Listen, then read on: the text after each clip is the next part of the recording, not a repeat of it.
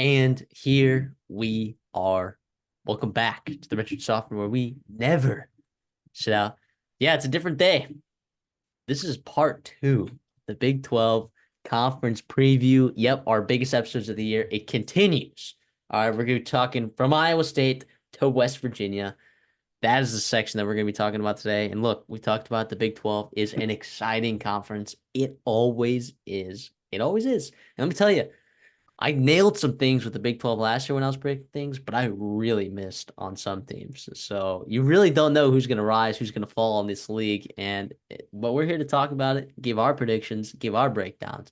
We got coaching staff talk, we got player evaluation talk, and we got schedule talk. And, all of that is important in understanding the context of what is going to be the 2024 college football season, which is hopefully the best one yet. Yeah, holy cow. I'm so pumped here. I was just taking a sip of water, making sure that my voice will be all right the rest of this video. Make sure my mind is as sharp as it can be, giving you guys the best content that we can. Matthew mentioned in part one. If you haven't checked that out, by the way, please do. We broke down, the first 8 teams alphabetically of the Big 12. So obviously check those out. Send them, share them, like them, all that good stuff. Subscribe to us if you are new. We really appreciate that. We are trying to grow our channel, and we're putting in all this work for you guys. We hope you guys enjoy it, and you can, show us that you enjoy it by obviously commenting, positive stuff, but also subscribing and liking and sharing as well. Goes a long way for us. But also, we put a lot of work in this effort, and we're trying to put our best stuff for you guys. The man hours that goes into these videos especially are a lot, and we hope you guys appreciate that, and can see it and come to fruition with our videos. Yeah, it's upwards of 150 to 200 hours at least per video. At least to me. Um, per one of these big four videos, just the culmination of the research that we gather, graphic making, editing the videos, freaking encoding these videos. Good Lord, that takes forever. So just there's a lot of stuff that goes on here. And look, it is your one-stop shop, right? Like this is going to be as detailed of a breakdown that you're going to get um Pay without us subscription. being without a paid subscription, right? You could pay for a friggin' magazine, dude. Those things, it's one sheet of paper. Like maybe you could go on like a 5-minute radio hit and like kind of give some details about Iowa State. No, we are here to give you guys really good breakdowns of these schools so you guys can get a better understanding of what the picture of the Big 12 is going to look like in 2024. So, and of course, like CD said, you have to check out the first one as well because the context is not context matters, and the context matters because you need to know the other teams as well. So, CD, are you ready to get into this? Let's do it. Let's get into it. Let's talk about Iowa State. Over their name's Iowa. Look, Matt Campbell. I've said it before that I've, been critical on the talent acquisition aspect of his job. However, he has not disappointed in terms of his development and I guess player evaluation, not necessarily acquisition, but player evaluation. I would argue that those are two separate things that kind of hold each other's hand a little bit. But look, he's got a team that returns 20 of their 22 starters last year. And they were a team that exceeded everyone's expectations last year. Because if you remember, before the 2023 season, you had Hunter Deckers, as well as some other players get caught essentially gambling in college football games. Um, and so those people got suspended and were not able to play for the 2023 season. So you're starting redshirt freshman in Rocco Becht, and you're like, oh my gosh, what's this going to look like? Early on, it looked maybe a little bit rough, but man, that offense really dials it in late in the season, and they return a ton of talent on that side of the ball. Yeah, it should be an exciting year for them. I think they just returning production in general, right? You were second, I believe, in returning production, which is fantastic. Second offensively at 90% of your production returning, which is super exciting, including your quarterback, including a couple of your top receivers. Obviously, Abu Sama coming in, hoping to take a next step. And we'll get into these position groups here, ranking position groups as we get into this video as well. But it should be a fun year. I think Iowa State, they struggled early, right? They lost, I believe, to a MAC team last year. I want to say it was Ohio, right? And yeah, obviously was not pretty. You obviously lose your Cy-Hawk game to Iowa, which you never like to do, and then you got blown out by Oklahoma, and it looked, pretty negative as they all looked to the year. And then you kind of started playing better. You started running the football. You started obviously Beck kind of took a step in his growth, and that was really good to see. And you're hoping to continue that momentum, from that Kansas State win in Week 13 last year, and just kind of build it into 2024 and beyond. Yeah, so let's talk about this offense. Taylor Mauser comes in, he gets promoted to be the offensive coordinator. Nate Chilas goes off to the NFL to be, I believe, a passing coordinator somewhere.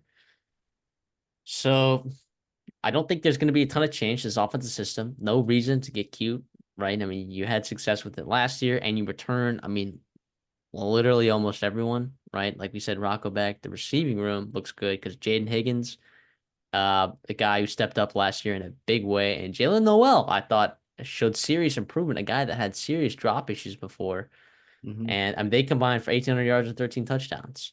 So that's a squad, a very good core of receivers right there that I'm excited about for them moving forward. I mean, I'm not sure exactly how the depth looks on this team. Maybe you can uh, add to that a little bit. Maybe comment on the depth of this wide receiver room. Yeah, I mean, you got a guy, you're bringing in Isaiah Alston, right? So to complement, your two 800 plus yard receivers in Jaden Higgins, Jalen Noel. Isaiah Alston's a big kid, 6'4", 195, coming in from Army. That's pretty exciting. He's a very explosive player. He averaged 30 yards per catch last year. Is that going to happen again? Absolutely not. That's pretty unsustainable. And also, you're thinking about the offense the Army runs, right? It's run, run, run, triple option, and then throw it deep, and he was a benefactor of a couple big plays down the field. But also, it's going to help, maybe open things up for a guy like Jalen Noel in the short to intermediate game. And a guy, I guess, a little bit more depth, and it was kind of late in the cycle. Eli Green's a guy I really like coming over from North Dakota State. He's a guy from Farmington, Minnesota. Really nice production a year ago at North Dakota State, 877 yards. Mm-hmm. Um, he's not the biggest dude, not the most physically overwhelming, but he runs really nice routes, and he creates some space and separation in and out of his breaks at North Dakota State. And I think it's a pretty nice ad, for Iowa State to get him to come in. And obviously, I'm sure he wanted to play with a guy like Rocco Beck and how this offense. 3.93 yards per route run is elite. Average depth of target of over 15 yards. Um, Not that that's elite. That's just like showing that like you can use them to stretch the field. So, um, I do like that a lot. Over at the tight end position, Yep. I mean, you've got some guys there that are pretty good at the tight end position. They like him a lot. I mean, obviously, Benjamin Brahmer is the headliner of that group. Really good player. Had 350 yards last year, 2 touchdowns. That doesn't quite tell the whole story about his impact to this team. He's only a sophomore, and that's pretty darn exciting. 6'7", 240. Holy cow! He's a guy that can really. He's getting better blocking and running, and I think run blocking and pass blocking, and that was part of his development this offseason. But what he can give you dynamically in the receiving game as well, like complementing, obviously, Beck, but also um, taking the pressure off of a guy like Higgins, Noel, opening up, working the middle of the field. So opening up, your outside out to the hashes for a guy like Isaiah Alston to stretch the team defensively, vertically. And yeah, it's pretty exciting. You got Steve Klutz, right, who's coming back. He's a veteran guy that you like to see. Tyler Moore is there as well, another fourth year plus player.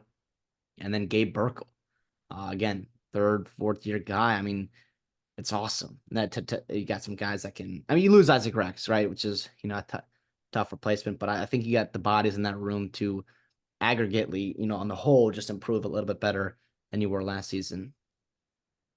Yeah, and in terms of the run game, while it was not very effective early on in the season, Abu Sama emerged as a running back, 84 carries for 614 yards. And if you can't do the math, that's over 7 yards per carry when he was back there. He was very effective back there, and I think he looks to be, one of the better running backs in the Big 12 in this upcoming season. I wouldn't paint him as the best running back in the Big 12, but this is a running back heavy conference, right? Like I think Abu Sama, while he's not one of the best in the Big 12, that means he's still one of the better ones in college football, you know? So Abu Sama is going to look to hopefully kind of add on to that production that he had last year. Um, you bring in a transfer like Jalen Jackson. Um, we'll see how he adds to kind of that room. You lose some folks in that backfield from last year, but I think Abu Sama has a chance to. He'll be getting majority of the carries, and I make no mistake, that is a good thing. So I'm all right with that. Now the depth there, I'm not sure what the drop off is going to look like behind Abu Sama. Uh, but there's some pieces. There are pieces there. You know, I'm not going to comment that the depth there in the running back room is very solid, though. No, I think it's kind of TBD. We'll see how Jalen Jackson transfers to the Big 12 coming over from Eastern Michigan. And then you got a guy like Dylan Lee, young freshman that's coming in, Carson Hannon as well. Carson Hannon, a little bit more receiving back, a little bit more receiving threat, can give you some versatility in that game, which is nice to maybe spell a guy like Abu Sama. But I guess we'll see. To me, what I want to see in terms of just the run game consistency as a whole is your just consistency and commitment to the run. I mean, to me, last year you looked at that bowl game, and I know it's a bowl game and whatnot. I know you can't take a ton from it, but I mean, your leading rusher had 4 yards in that bowl game, and you lost to Memphis. And Memphis is, you're going to see much better defensive lines than Memphis in the Big 12. And you never, I know you got out to a tough start and you were down early, but I still think it was early enough to run the football. And you had Abu Sama had 12 carries, a week after going for 270 yards the week before against Kansas State. So we'll see how it is. I know you got the new offensive coordinator coming in, or at least promoting, and so maybe you can learn from the mistakes that were a couple games in 2023. Yeah, I'm not sure what the status of that offense. Yeah, it looks. I think those guys started. They also didn't have a ton of snaps on offense. Um, they just put themselves in some third and long situations, and I don't know, man. I don't know. So we'll see if that offensive line gets it together. But I mean, ring the bell. They're all back. You know.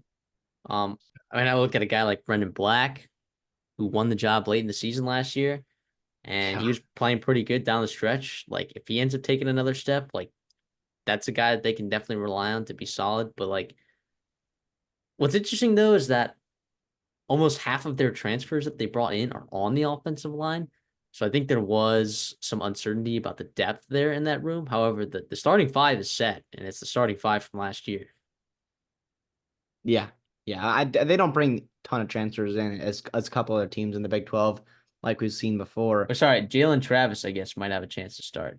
Yeah, yeah, Am I seeing that? But he's a big left tackle coming over from Princeton. That would be my estimate is he sticks there at left tackle opposite his running mate at right tackle, another 6'9", 335-pound Tyler Miller. That's two big tackles. And I know Rocco Beck, it's not the biggest dude, but he's still 6'1", 206, which I guess he can deal with that offensive line. Not quite as good as the backup JJ Cole, who's 6'6", and he is obviously so much talent to have and luxury to have him as your backup. Holy cow! In case God forbid something happens to Rocco Beck. But yeah, the O line in general, they're just most of those guys, other than Jalen Travis, obviously from Princeton, they've just been playing together a lot, and that's something that you really like to see, and I think that helps a ton. And obviously Jared Hufford, he's a guy I really like. Is he going to play center? He's going to play guard. Who knows? He's a potential All Big 12 guy. And you mentioned the young kid, Brandon Black. He's a guy that I expect to be a quality Big 12 starting offensive lineman throughout his career in the rest of it. And we'll see if he takes a step in 2024. so Boniface, you think is getting slid out of there at Yeah, center? I'm not sure. I think we'll see. I've seen conflicting things. I mean, obviously, we'll see what happens come week one for Iowa State. But regardless, though, I Yeah. think that I tells mean, you last something year, that you feel good about enough players that are compete. Like you want competition in your line, you want versatility in your line room. Because people are going to turn an ankle, people are going to get hurt and banged up. and you want guys that can come in. You want versatility within your interior and your exterior as well. Yeah, I mean, I think about some really good offensive lines in the past, and there are some offensive lines out there that in the past didn't have a great year, right? And I wouldn't describe Iowa State's offensive line as having a great year. Like they did not have a great year last year, but then they return everyone back, and the continuity in the coaching staff and in the quarterback position. Sometimes those things can kind of come together and it can produce a really good offensive line. So I would imagine this offensive line takes a pretty decent step forward this season. Hopefully that can impact the run game, right? Because like overall, yeah, with the emergence of Abusama late, it was nice, but they only averaged like 118 yards rushing per game, Yeah, which was bottom 35 in the country. yeah, Not what you want to see. They only averaged 4 yards a carry. Abusama again averaged 7 yards a carry, but as a team, they didn't. They only averaged four right up until he kind of popped out. And really, it was only in a couple games that he kind of did his damage. So it has yet to be said whether or not he can do it consistently, but we'll see, man. We'll see. I'm going to move over to the defensive side of the football. And look, John Heacock has done a fantastic job with his defense. I mean, he has had a crazy 7 year run. And I like bringing the 3-3-5 right to the Big 12 and kind of propelling that, um, stopping the kind of veer and shoot that was becoming really popular in the Big 12 and other offenses of its kind. I mean, it was pretty innovative, right? It was pretty innovative. But now you see a conference where you have a ton of really good running backs and some good offensive lines and some teams that are going to likely be top 40, top 30 teams in the country in terms of rushing rate, running the ball. yep. So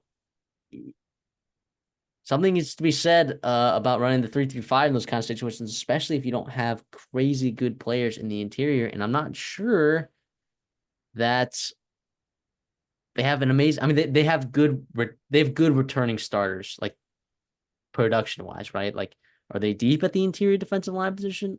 I don't know that they are, right? I think the strength of this team comes from the edge rushers, right, on the defensive line. I think Joey Peterson's pretty solid. Tyler Onyedem. I mean, they both averaged or they combined for 47 pressures last season. Then you got bringing a guy like Kennard Snyder, who talks in the spring or that he's been doing really, really well. I do think that a guy like Zamir Hawk, he played well in the spring, apparently. I think he needs to kind of step it up and become a big factor on this defensive line. Um, in that one tech. I believe he's going to be playing one tech, or three tech, wherever they're lining up in that 3-3-5. It'll be interesting to see though, because I've heard some stuff on the trees and the some reports, and nothing has been confirmed. But like if they start running some multiple sets and situations where they're running four down offensive linemen, I think they have the personnel to do it, right? And it would be interesting to see if I don't think they're going to do a complete philosophy overhaul, but it'll be really interesting to watch those first couple Big 12 games. I don't know if they're going to show much um early on before they get to conference play, maybe when they go to Iowa, I'm not sure, but it'll be interesting to see really what this defense looks like if it's a 3-3-5 all the time, if you're going to see some multiple sets. I don't know. I don't know what it's going to look like, to be honest. I keep hearing things and possibilities of things, but I think the defensive line is going to be very key for this Iowa State team if this defense is going to have any success. And they were pretty good last year. They had an issue getting home to the quarterback, of course, but I think, I mean, pressures, right? I mean, talk about a stat. I mean, pressures include sacks, but talk about a stat that's, it doesn't tell you if you're getting home into the quarterback, right? Which is important, right? But I think they have a chance to maybe turn some of those pressures into sacks, right? I mean, teams were throwing the ball a lot on them, but I thought that their secondary was really good. Some of that had to do with TJ Tampa being there. Um, and we'll get to the secondary in a bit, but on defense, I thought was fine last year. It's just like we'll see it. We'll see what they do. I'm really I'm really uncertain about this defense. I'm more confident in this offense. But their defense metrically graded out pretty decently last year. Yeah, and I think I don't know how much they'll show, like you said, in the out of conference or even it's like until they get into October, November, but they're gonna have to stop the run, right, to win games in the Big 12, and everybody's going to have to.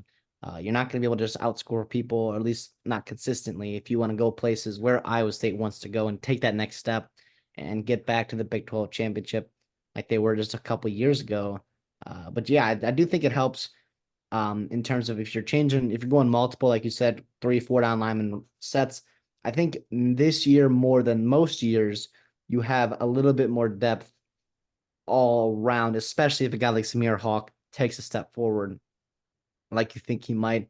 That could give you the confidence to play more defensive linemen than you have in the past. Not only just because you like the 3-3-5, or I'm sorry, because you like the 4 down lineman sets, but also because you feel good about your personnel there, and that gives you the best chance to put the best 11 players on the field as you can. And obviously, you mentioned Onyedem, right? He's a pretty darn good player. I expect him to take a nice step up. And like you said, his pressure rate's fine. It's just about getting home to the quarterback. And that also comes from everyone else. I do think it's hard to be a one-man wrecking crew on the defensive line, because if you're a quarterback or if you're a tight end, you can chip, right? A running back, you can chip him and you can really bother him. And then also if you're a quarterback and all you have to deal with is just, shuffling over, stepping up in the pocket, whatever it may be, um, it's pretty easier to avoid sacks from just one guy. But if you've got pressure coming from multiple directions, right, that could be a problem. And I think that's where you get your blitzes or your 4 down lineman sets. Maybe get a little bit more of a push interiorly with Dominic Orange, with J.R. Singleton, with Zamir Hawk, and those guys up front to help a guy like Onyedem, Peterson, Snyder from ULM to get home to the quarterback. Yeah, and we'll see. We'll see. At the linebacker position, I mean, it's highlighted by Mr. Caleb Bacon, who was he really turned the corner late in the season, and he graded out on PFF insanely high, an 89.3 defensive grade on PFF, which if you do not know, that is fantastic. And his story, includes being a former walk-on. I mean, this guy's back again, a guy with a chip on his shoulder, a guy who works really hard, plays that linebacker position really well. I mean, he's bound to make another leap, right? So, um, but those guys at the other linebackers positions, I mean, how are we feeling about this linebacker room? I feel pretty good actually. I mean, Me I too.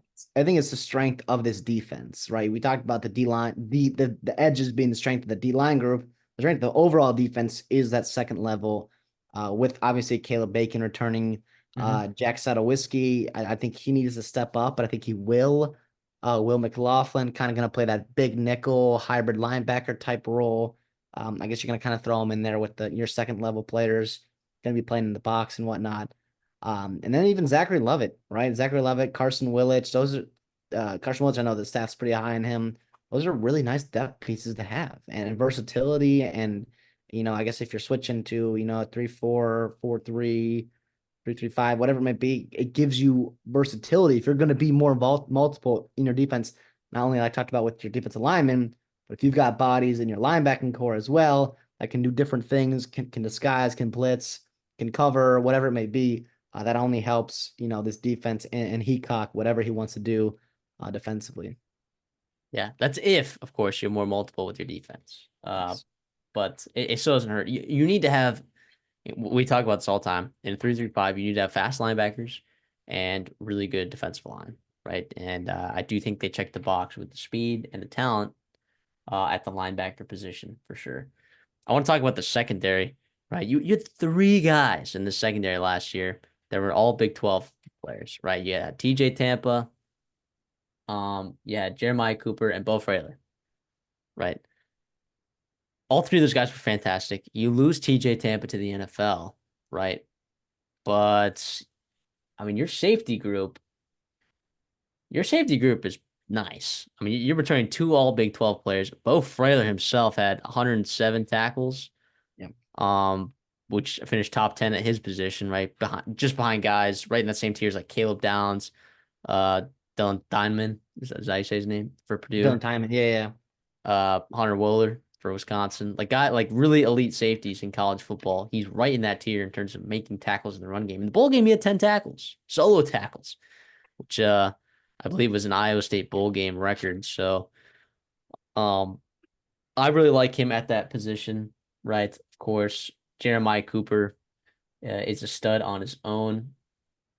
We'll see how this cornerback position plays out. I'm not sure who's going to be starting. I know last year you were really high on Drew Sturgis, a walk on, and he did play some last year. And but it looks like he might just be a depth piece, a rotational piece, if you will, on in this Which, cornerback room. which is really nice. Sturgis started, I think, against Kansas State and Memphis, which is pretty cool. Obviously, he was a guy I was kind of following as a walk on and whatnot. He was doing for that program. Him and Quentin Taylor seem to be the young guys that are backing up, some of your really, really good safety group, like you mentioned. I'll throw another guy in there. Malik Verdon, right? I mean, you're telling me your safety pair, right, with Cooper, obviously, the ball hawk that he is, but Bo Freiler and Verdon, I'm sorry. Bo Freiler's 6'2", 220. Malik Verdon, 6'4", 225. I mean, that is awesome. That's that. And you were talking about, can you stop the run? Can you stop the run? Well, maybe we don't need to change our sets. We can just walk one of those guys up in the box and they can really, impact the running game with their size and physicality. And we saw Freyler do that last year with 107 tackles, being really, really impressive. So I like that. Obviously, you mentioned TJ Tampa. In the cornerback room, you got to replace Miles Purchase steps in, looks to, step into that alpha cornerback one role. And he kind of got obviously attacked last year. I thought he responded pretty well at times. He's a guy going into his senior year. This is last year playing for Iowa State. Obviously, I think he has the talent and the ability and experience to play well for them. And he's a guy obviously they're counting on because of the loss of TJ Tampa, and we'll see how it is. And his running mate's probably going to be what, Jontez Williams, right? Redshirt Mm-hmm. sophomore.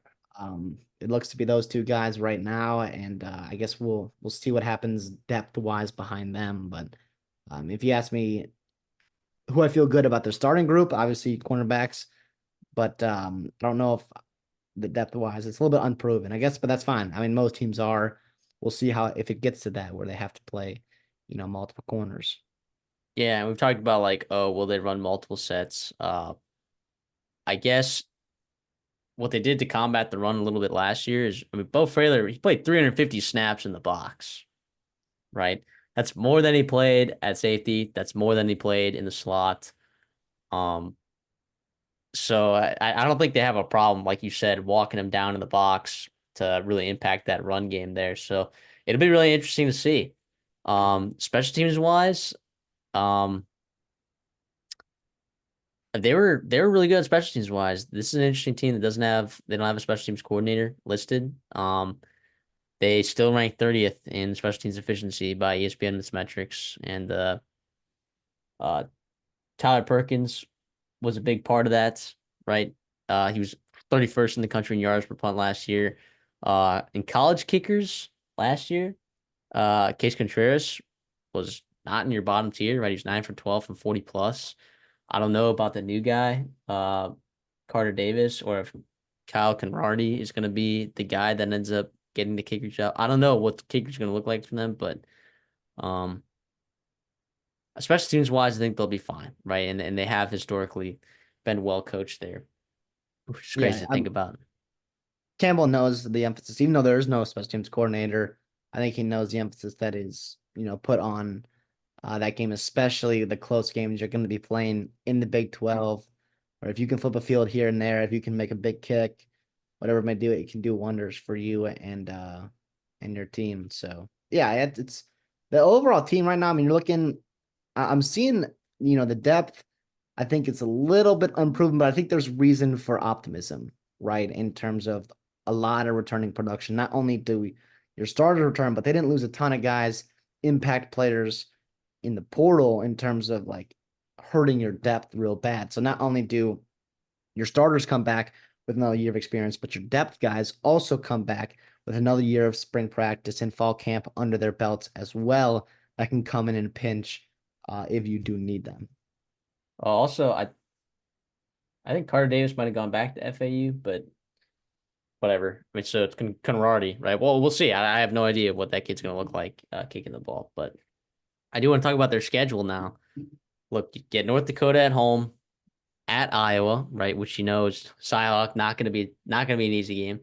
Then a bye right after that, which is nice, after because it's gonna be a physical game. Because everyone needs a bye before they play Arkansas State at home, right? Yep. You have Good to. luck. Gonna Good need those luck. secondary guys against Jalen. Good. Good luck, right? And Timmy McClain over there. Um, then they go to Houston, Baylor at home, at West Virginia, home against UCF, a bye, then for kind of a tough stretch here. Texas Tech, Kansas at Arrowhead, right? I always have to remember to say that. Cincinnati at home, at Utah, at Rice Eccles, and then Kansas State at home over there in Ames. So when I look at the schedule, the win total again or not again, sorry, but it's 7.5. Okay. And for a team that's returning 2022 starters that went 7-5 last year in the regular season, you're like, oh, absolutely. I do look at parts of the schedule though, and I'm like, there's some tough parts about this schedule. And again, the Big 12 is a tough conference to preview because there's so many games week in and week out that are going to be within a touchdown. Yeah, yeah, it's really kind of tough. A lot of coin flip games. Who's gonna win them? It's hard to predict. And it's also like well, I think we're both high in a lot of teams in the Big 12, but the reality is like every not everyone can win, right? There's gonna be, 8 teams a week in the Big 12 that are losing games. And who's it gonna be is the hard part. And which games it's gonna be really tough. But I think I do actually like this Iowa State team. I'm gonna go on the over. I really like what they're bringing back. I think the staff is really good. I love Beck, and also it gives me confidence to take the over. Is a guy like JJ Cole behind him? I know he doesn't have a ton of experience, but I love his game. Absolutely, I talked about him a little bit earlier, but that is a luxury to have if you're Iowa State to back up a guy like Rocco Beck with not only the future of your program, right, and JJ Cole, but also a guy that can come in and give you starts, for a couple weeks if you need so. And yeah, I think overall the consistent improvement that I trust is going to take place with all the returning experience coming back and the staff that I really like in peace or the staff in place there gives me confidence to say, let's take this over. Yeah, I'll ride with you. It's at mine. It's actually juicy to the under, believe it or not. But yeah, I just think there's too much here to like. Right there, not every game is winnable. Right. I mean, when I look at the schedule, I'm like, there's about 5 games I'm like pretty much chalking up. Right. North Dakota, Arkansas State. I like their matchup against Houston. I like their matchup against Baylor at home. And I like their matchup against Cincinnati because they get them at home, right? That's 5 that I'm kind of like, all right, I'm very confident that they're going to win that game. Can you win 3 other games out of um, Iowa, West Virginia, UCF, Texas Tech, Kansas, Utah, and Kansas State, right? Can you win 3 of those games, right? Can you go 3-4 in those games? I think they can. I think they could do better than that. I think they Well, definitely could do better than that. So I want to ask you so let's just say let's play hypothetical here that we get, we're coming into week 13 and 14 and you're Iowa State and you're sitting right there at the top of the conference competing with teams like Utah and Kansas State who you play on the last 2 weeks here. How exciting is that for Iowa State? That obviously, obviously you don't want to have to necessarily play teams of that quality, but you're gonna have a chance to play some meaningful November games this year. And Utah obviously coming to conference on the road there in Salt Lake, and then you're hosting Kansas State and Farmageddon coming back to Ames, Iowa, after winning it a year ago. And I think it's pretty cool. I want to ask you what you think about that, and potentially, Rocco Beck being able to make a statement. This team making a statement, pushing into the postseason of the Big 12 play. yeah, so when we talk about the 12-team playoff, right, and its effect on the Big Ten and the SEC, the Big Ten and the SEC, you could, I wouldn't say just make the argue, like it will devalue some of those regular season games, right? Like Ohio State, Michigan end up playing each other, then playing each other the next week, right? And then matching up again in the college football playoffs. And then that regular season game, the rivalry game at home, like it's not going to matter as much, right? It really does. It matters to the players, I guess, but it doesn't feel like it matters as much. But whereas in the Big 12, if you're a team like Iowa State, dog, and you got a chance to compete uh, for not only a conference championship, but a chance at the college football playoffs, and you don't even have to win every game, like Oklahoma State in this year's format last year would have had a chance to make the college football playoffs, despite having some not great losses. But Terrible one. they made it to the conference championship, and they had that game all of a sudden was very meaningful to them. Yep. Very and meaningful. It would be very meaningful to other teams too. In the um, there are certain games, right? And like it'd be late season games for a team like Iowa State that be compete. Like those games, I think start to end up mattering more, right? Which is some of the benefits. So it's kind of a give and take with the 12 team playoff. I think you take away from the Big Ten, the SEC a little bit in terms of the magnitude of those games, but I do think it adds some magnitude in some games for Iowa State down the stretch. And to see Ames competing for a college football playoff, the people in Ames would be going crazy if they had an actual chance. Because I don't think they've ever won. Have they ever won a conference championship ever in their program's history? I don't know if they have. Uh, I'm not too sure. that's I an know it's interesting stat. historically not a successful program. Yeah, I mean, well, at least I don't think they have a Big 12 championship. At least, well, I mean, conference championship games have only been going on for so long, right? But winning the conference, I guess, is a different story. So they've won two conference championships in school history, and those years were in 1911 and 1912. Yep. So it's been Everyone over remembers a them. hundred. It's been over 100 years, man. Yeah. They I they can't wanted. believe It's brutal, man.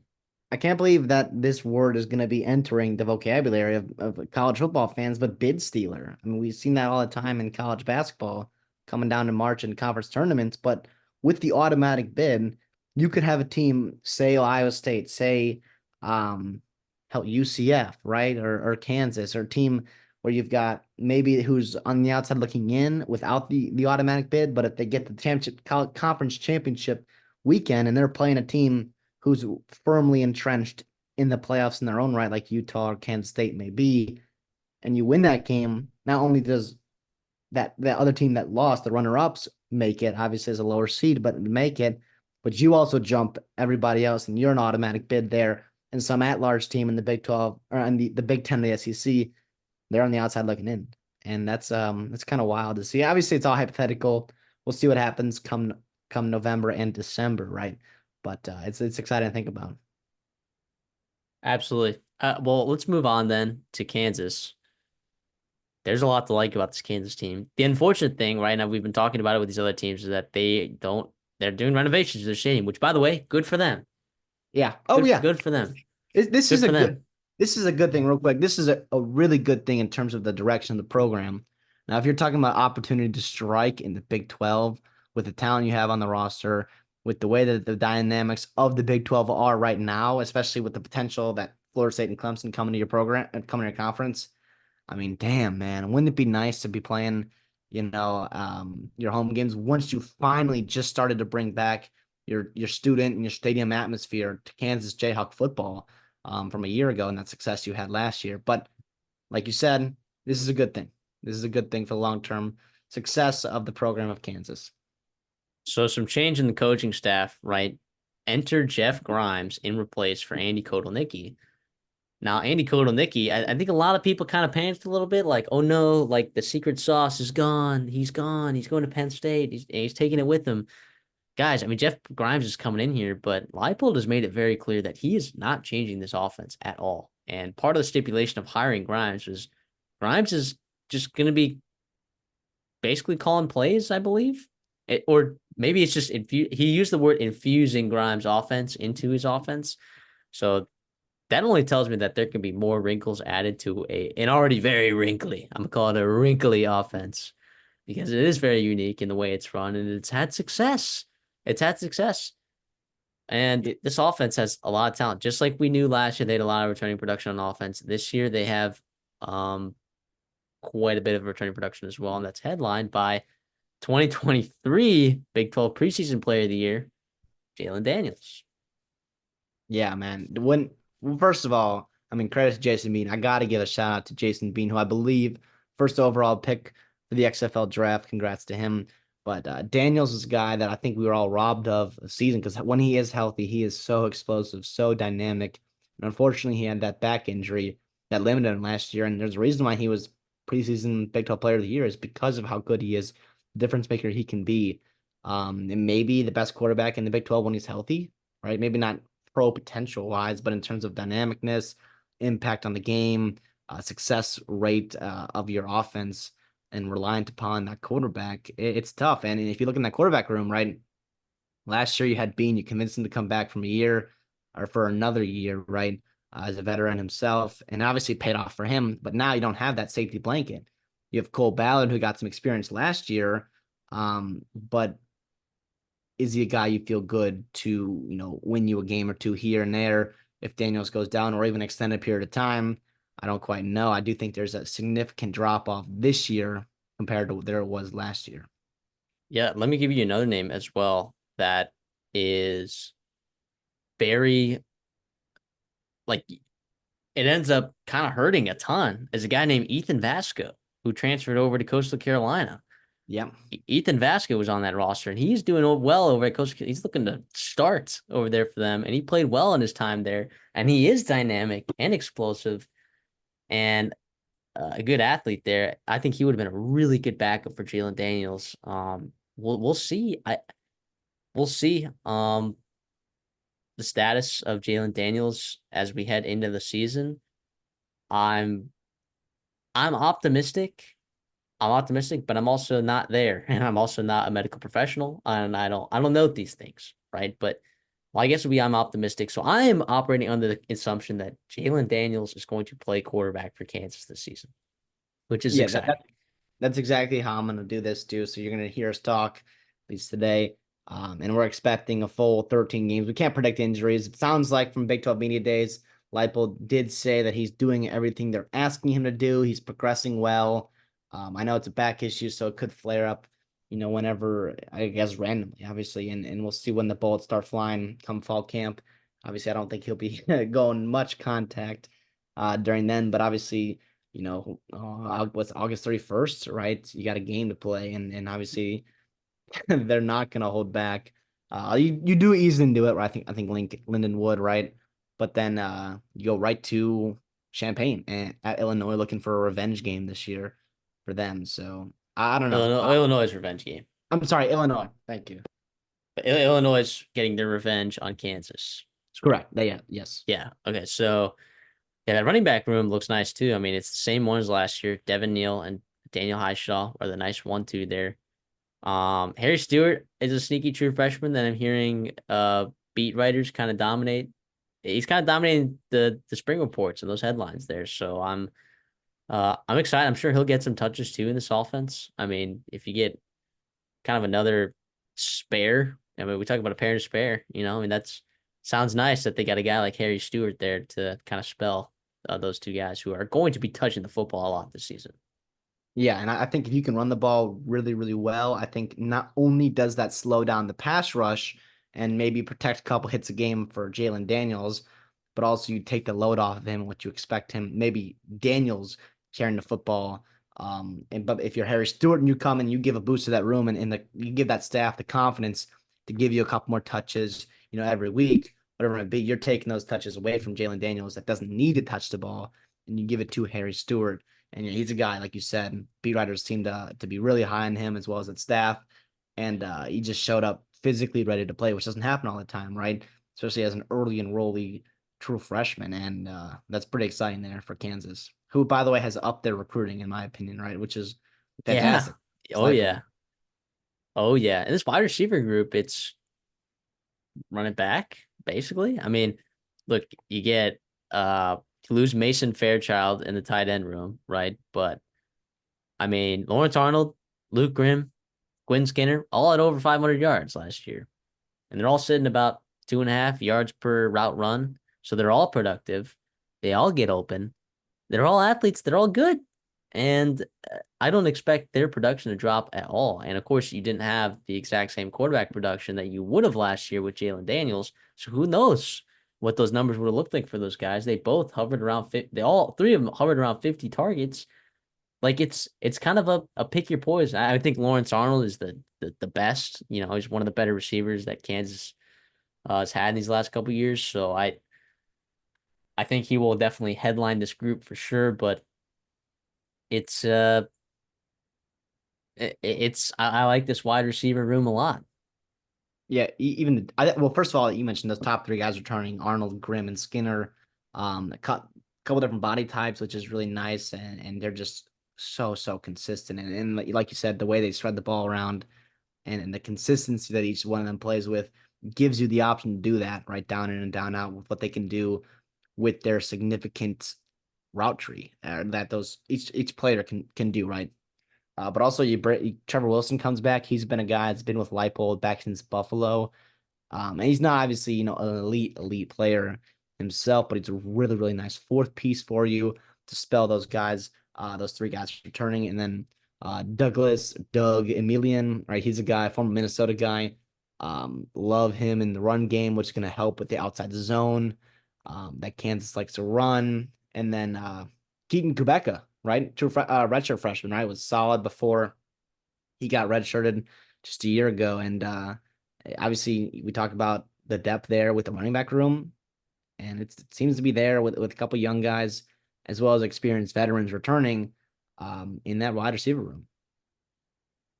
Yeah, and in terms of the tight ends, right? You lose Mason Fairchild, but I mean, Jared Casey's got experience. He's played over 900 snaps. I think the tight end room is going to be determined whether or not Trevor Cardell can stay healthy. Yeah. Kansas fans, I know that y'all are super high on him. I am as well.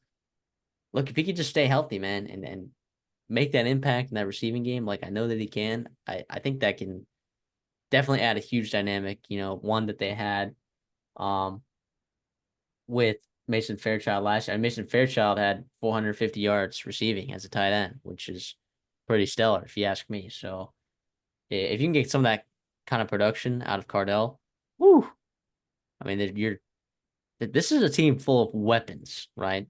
Weapons on offense. Now, I do want to look at that offensive line. You lose a couple guys. Armaj Reed Adams, of course, is a guy that you are not going to have for next year, and a guy that has a chance to start, by the way, in the SEC over there, which is kind of crazy. But you add a couple guys, and you also get a couple guys back, right? You add Shane Bumgardner, um, coming from the what was that? Where did he come from?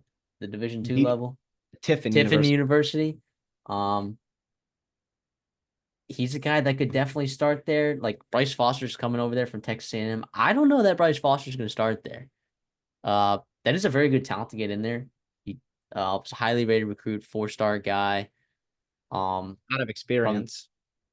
from the uh, Houston area. He can be very good. Um, we'll see. I'm not sure. I'm not sure what's going on over there with him, but he definitely has a chance to start. If not, I mean, he could even play guard. But I know Daryl Simmons is a guy, uh, transfer from Iowa State, who they're looking at as well. Michael Ford is back, right? I see him as a pretty decent player as well. Uh, Bryce Cabledew, I hope that's how you say his name. He's also back to play tackle for them as well. Uh, so we'll see how this offensive line looks. But look, as we've seen in the past, they don't need to have an elite offensive line to be effective in what they do, which is very unique in college football. Like that's how good Lance Leipold is at his job. That's how good he is. Yeah, and it sounds like they're moving a little bit more towards that wide zone, or at least more in their offense. And I think that helps if you've got a guy like Jared Casey who can block on the edge there, and if Cardell stays healthy, right? But he also, you're moving guys instead of getting them right pushed back into you.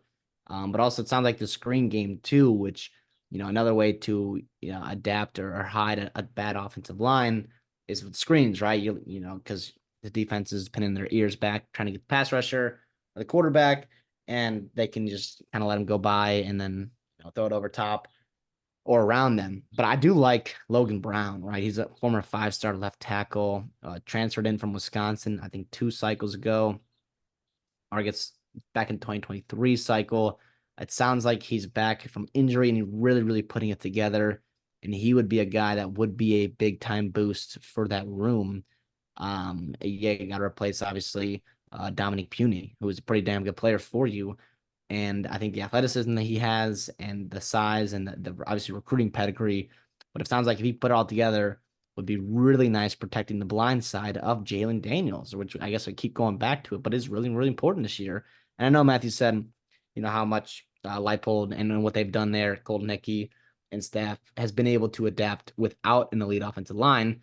I'm actually a little bit higher on this O line than I think I thought I was going to be, just because I think they've got finally you have a bunch of upperclassmen there, right? And even in some of your 2D, right? I think your 7-8 guys where you feel pretty good if you have to come in and pinch.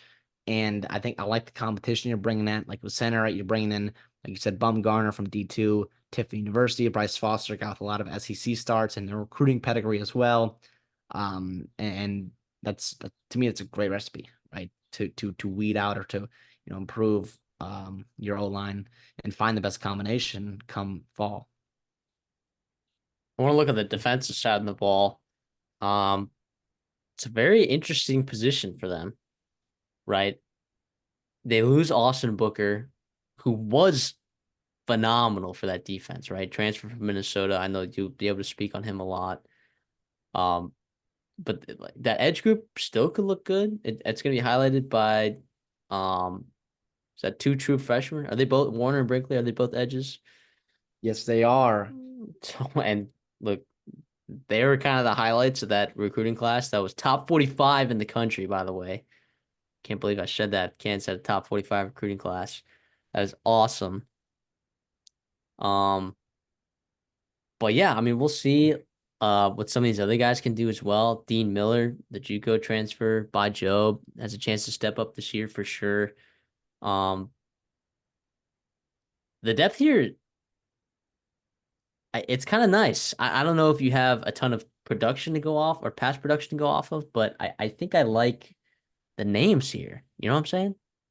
Here's what I like is now. So you got Jerome Robinson coming back, and he's got some good experience. I had 4 sacks last year to go to opposite Austin Booker. Like you said, Austin Booker's a stud. He's going to be playing for the Bears this year. I cannot wait to watch him. He was incredible in his 1 year at Kansas. But I like the fact that you bring back some steady guys like Jerome Robinson, and then even Dylan Wudke, right? Older guy from Youngstown State. But then you get into your high upside physical tools guys that can really become elite pass rushers in this league. Is it going to happen in year one? I don't know, but I love the idea of the combination, right, of finding these guys and maybe seeing what they're best at, seeing how they can you kind of gel together to become this really good defensive line group. And you're talking about Dean Miller, JUCO kid, super unproven as well, but he finally put on the weight that he needed to. I mean, I love the By Job, DJ Warner, Dacus Brinkley, right? Those guys, I mean, holy cow. I know they're raw. I know they probably have to put on a little bit more weight as well. But in terms of just twitch, athleticism, power, explosiveness, really, from that power, uh, Tim, it just both super well. And those are bodies you just don't see at Kansas on the defensive line. And to me, that's just really exciting. That's really exciting.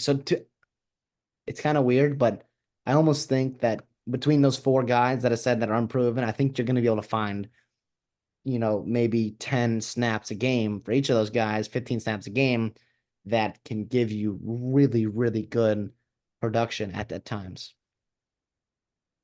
Um, at the linebacker spot, looks pretty similar to last year. You lose Rich Miller. I don't know how good Rich Miller was, to be honest. Maybe Kansas fans, y'all might be able to speak on that better than me, but it feels like you might be getting an upgrade here. Like, is Cornell Wheeler gonna be? Is he gonna be that every down linebacker? I think he will be, and I think he could be better. I think it's finally his turn to step up as redshirt senior.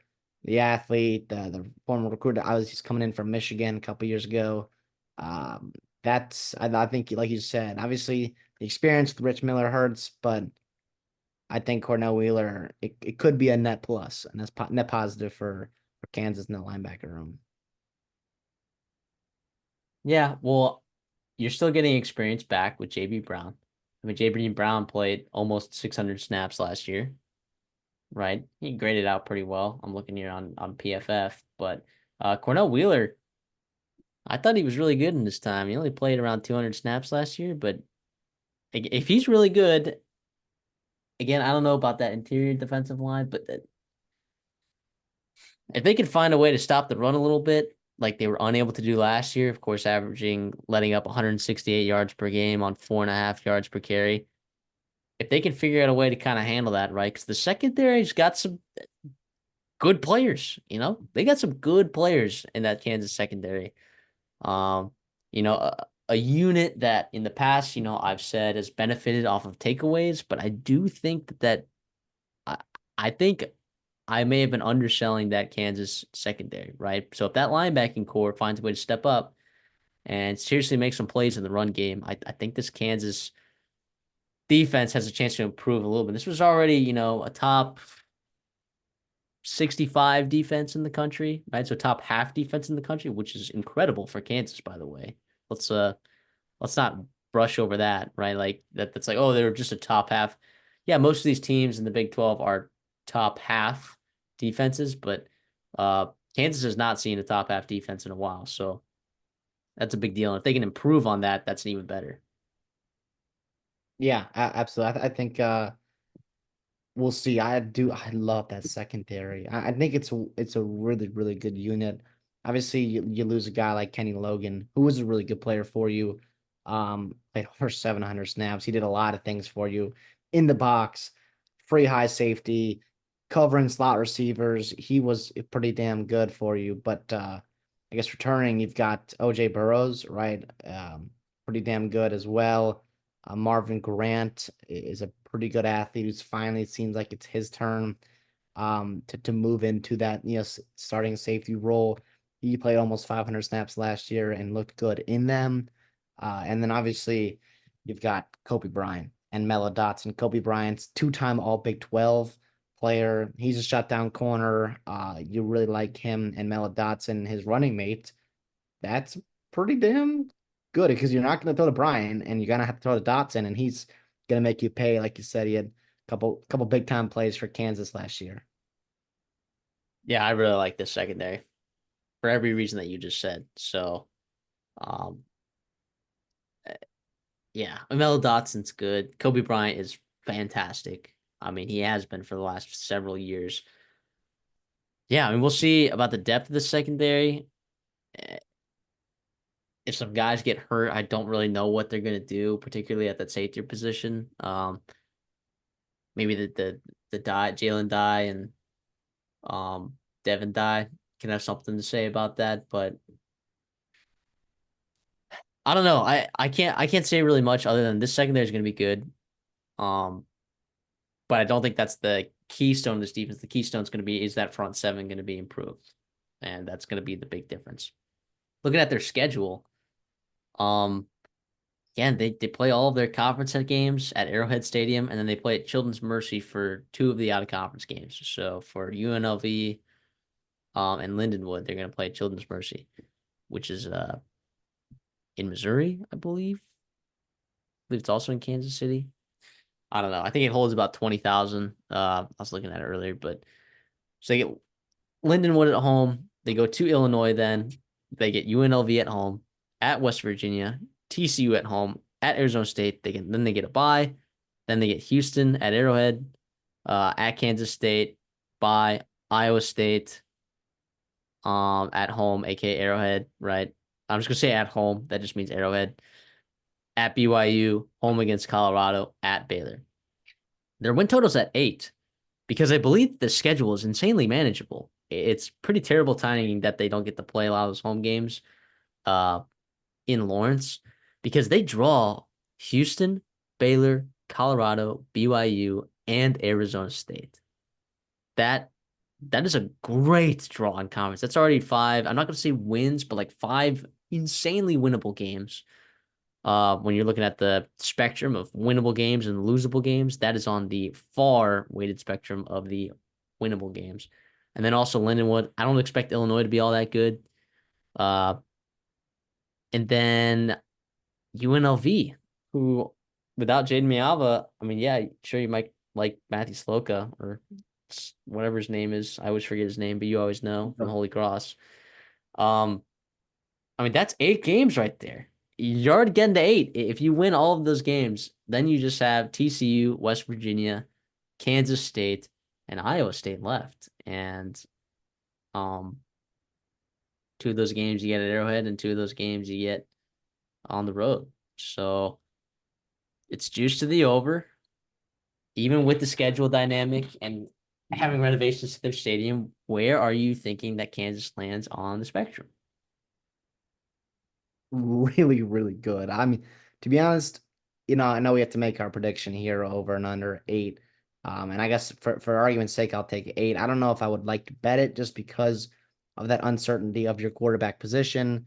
Mm-hmm. And it's Cole Ballard, a guy that can give you, wins as in extended playing time if he has to. So I guess we'll see about that. I think the reality is, and I guess we'll talk about it once we get closer to our predictions and previews of our Big 12 and conferences. I do think there's some sneaky action that you get of Kansas in terms of a little bit more macro, in terms of not just their over on win total, but in the Big 12 as a whole. And Kansas is someone I'm really, really high on. If you tell me that Jalen Daniels plays all 12 games, I I think it's you're thinking about potentially double digit to close to 11 wins. That's how high I am on this team and this roster. Yeah, if you tell me that he plays all 12 games, I will easily take the over. If you tell me he does not, I am pounding the under. It's going to depend on his health, right? So I'll ride the over with you. I think 8-4, of course, is the most likely outcome here. But I do think somehow Kansas is more likely to go 9-3 than 7-5. Can't believe can't believe we're saying that these days. That is awesome. Way to go, Lance Leipold. The expectations for that program have risen significantly under him, and that is a good thing. Can I say So, something real quick? I wonder how they feel about, the quarterback position in terms of the health of Daniels, because, obviously it's not easy to go and get a backup quarterback, but if they thought that was an actual pressing concern, a pressing need, they could have gone and done so in the portal, and they just didn't. And I don't know what that was all about. Is it, do they feel really good about Daniels? Do they love Cole Ballard? Is Isaiah Marshall, that freshman that they brought in? Is he a guy that they didn't, want to not spook, but just they were kind of going all in on him? I don't know. But I think to me, that's something I was definitely kind of caught my eyes. I was waiting for them, one of those dominoes to fall. Even a guy like Colin Timmy Mc Schlee. or Timmy I mean, McLean. Tim McClain ended up at Arkansas State, and we love the Red Wolves there, right? But Tim McLean, Colin Schlee ended up at Virginia Tech, and all these other things. I don't know. I thought there were backup quarterbacks to be had in the portal for a program like Kansas that are a little bit more proven and experienced than Cole Ballard, but not to poop on the guy at all. I think obviously that staff trusts him. He was awesome in the I time that think he Logan Fife would have been a good option. yeah. He That's the ended up at thing. Montana, but because he wanted to start. So I guess that maybe it wouldn't have been a great play for Kansas. But regardless, that's why I wonder. Well, maybe they do feel pretty darn good about Daniels, and maybe they're just kind of keeping under wraps to hinder expectations to, you know, keep teams not guessing, but I guess not quite maybe overlooking Kansas, if that makes sense. Right. Let's move over to Kansas State here. I mean, talking about a team that's coming off a really good season. Colin Klein, of course, goes over to um Texas A&M to be the offensive coordinator there. Enter Connor Riley, Matt Woods as co-offensive coordinators there. It's going to be a keystone sort of year because Avery Johnson's going to have his chance to start for a full season, and we know how high the folks in Manhattan are on Avery Johnson. I mean, he was 37 to 66 for 479 yards, 5 touchdowns, no interceptions, 311 rushing yards for 7 touchdowns in his limited action last year. Um, yeah, it's pretty good. And it's pretty telling that he's really good because like almost every scholarship quarterback transferred out of there. So, um, including Will Howard himself, who, if you ask the beat writers, they'd say that Avery Johnson was going to beat out Will Howard. I don't know that for sure, but Avery Johnson, the hype around him certainly is pretty big. Yeah, I will say just to hinder expectations just a little bit, and I am high on him too. I do think those stats a little bit inflated from that Texas Tech game. It was a small sample size. He was playing in every game, right? Because he's just too good to keep off the field. But at Texas Tech, he was 8 for 9, 77 yards. He had 5 rushing touchdowns, which adds to that total, obviously, a It's just little bit more of crazy. an outlier, which, by the way, it speaks to how dynamic he is. And I'm not taking that away from him at all. But in terms of, oh, he only had limited action. He had 12 touchdowns, blah, blah, blah. What's he going to do with the full year starting? I wouldn't expect that pace to continue. But the reality is, yeah, I am with those beat writers. I am really, really high on Johnson, Avery Johnson, what he can do. He's 6'2", 192, absolute blazer, Kansas kid, which you love, over there in Manhattan. I know they love their in-state kids as much as they can get them. And yeah, he was a nice recruit coming out of the portal class, or I'm sorry, coming out of the 2023 recruiting class. And the future is bright there. I mean, he's got at least one more year after this one. Is it about, can he stay healthy? How much are they going to run him? Did he put on some weights? And what's that all going to look like? But the reality is, he's a really good quarterback. Yeah, and I don't hate Taquan Roberson if Avery Johnson goes down. Obviously, that's a huge downgrade. Um, but we'll see Similar, because he's gonna be used in the run a ton. yeah, Durability is a question that you have to ask, right? And Avery Johnson hasn't had that problem yet, right? But that doesn't mean that in that kind of offense, that's a really run heavy offense, right? A guy like DJ Ginn had 250 touches last year, which we'll get to in a second. It's gonna be run heavy, so we'll see how they use Avery Johnson in that as well. definitely. And yeah, so I guess we'll talk about the running backs here. DJ Giddens, just so good. He can be a 3 down back. He can do everything. You heard Chris Kleiman talk him up at Big 12 Media Days. He talked about his growth as a pass protector, which is really nice this past year. And then you're bringing in a guy like Dylan Edwards, who has been a longtime friend of Avery Johnson, also from Kansas as well. In that same recruiting class of 2023, was, I think, a former Kansas State commit before flipping to Notre Dame and ultimately flipping to Deion Sanders in Colorado. We saw how dynamic he was in week 1 last year against TCU. It didn't really last all season. A lot happened on that offense. I don't necessarily blame him. And by the way, he's also a true freshman. So consistency and whatnot, durability throughout the season is not necessarily something you're going to expect or hold against the kid, especially backing up a guy like Giddens. I think it's a perfect fit. I mean, Giddens is 6'1", 212, and Edwards is 5'9", 170 on a good day, right? But he is explosive. He puts stress on the defense, and him and Johnson back there, the big play possibility is something that the teams are going to have to be aware of. And I don't know. I know they don't do a ton of 2 back sets there, or at least with Colin Klein they didn't. But you bring in Connor Riley, Matt Wells, right? Maybe you get all those guys on the field and you have a nice little full house back there of Avery Johnson, DJ Giddens, Dylan Edwards, and you just really um kind of loosen things up, I guess, for your playmakers outside. Yeah, sorry, I think I said Matt Woods earlier. I meant to say Matt Wells. That's my fault there. But so then, what are your thoughts on this wide receiver room going into 2024?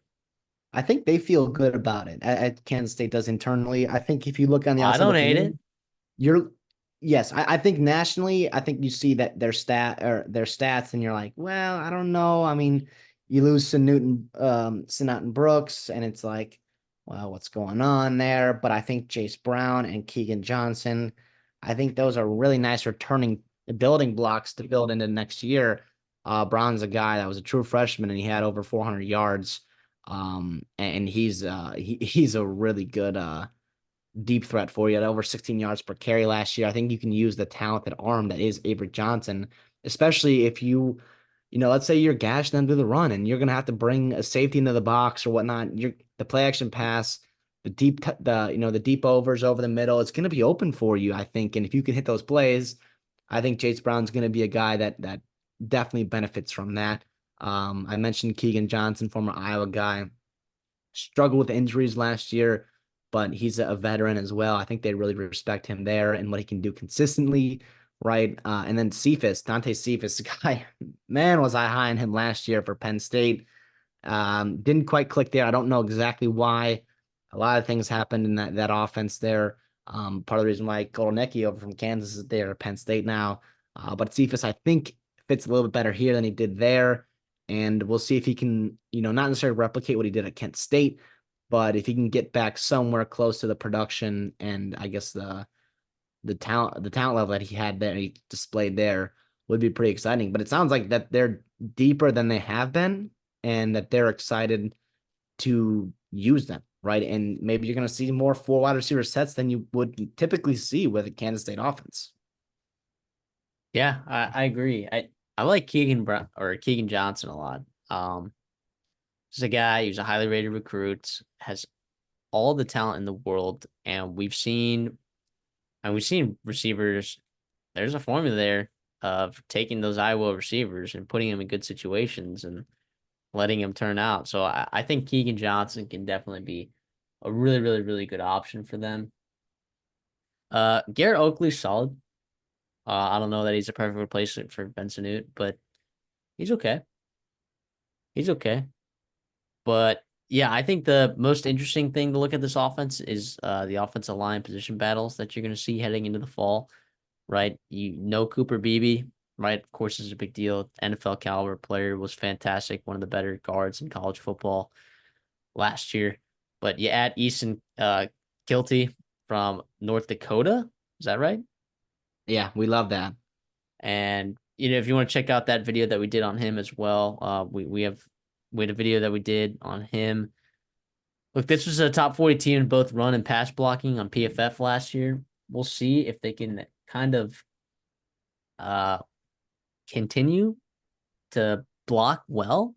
And I do think having Cooper Beebe is pretty brutal. On the left side, you also lost your left tackle as well, which we'll see if Kilty ends up playing left tackle. If that's what they want them to do. Um, Other than that, I feel okay about this offensive line. I feel decent. I don't think it needs to be the best in college football for it to be an effective offense, though, with how dynamic Avery Johnson is. Yeah, I think it helps having a mobile quarterback. You can move the pocket. You can do fun things. That you can also lighten the box in terms of changing numbers because you do have that threat of Avery Johnson that has to be accounted for every single play.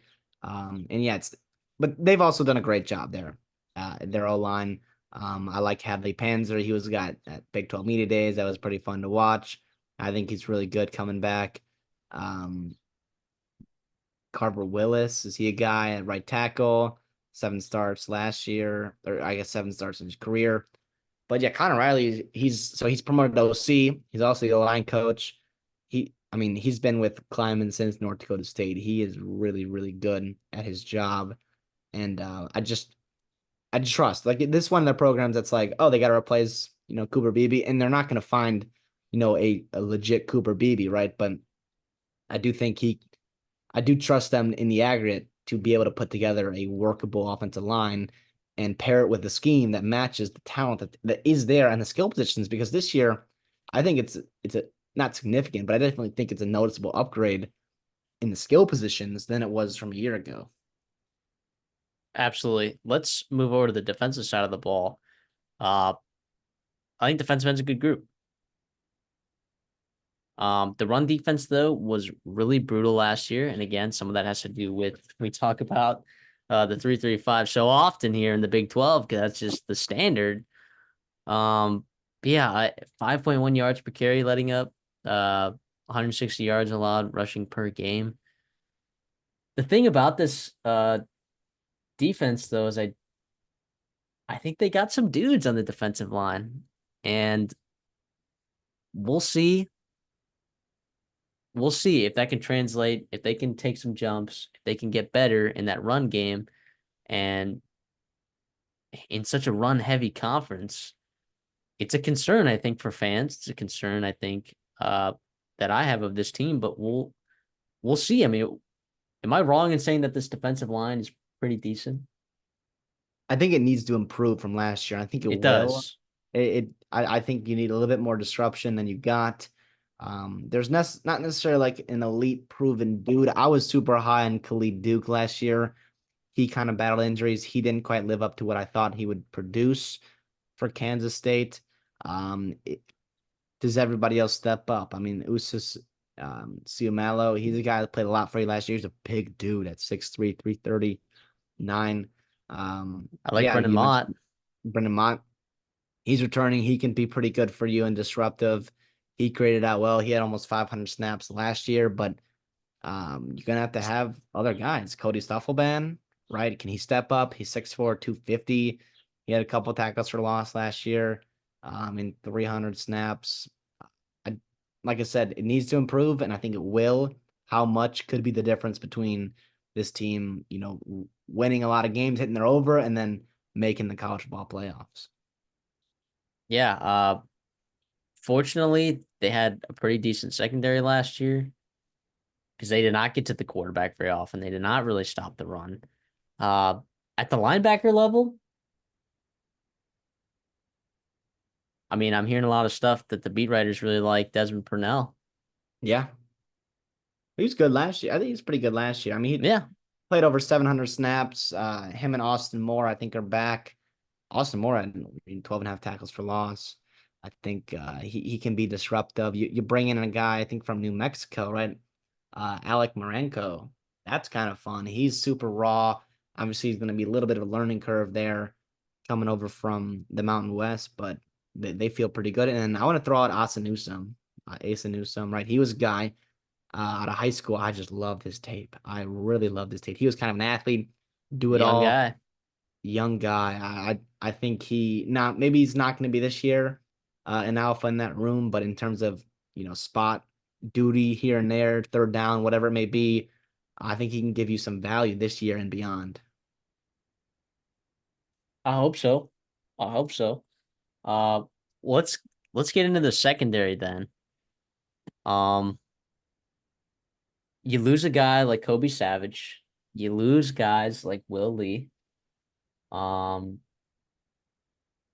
you lose also. Trying to look at my list here. I guess that those might be your headliners that you're losing. If they lost anyone else, just let me know because I'm not seeing it right here. But I think anyways, that's yeah.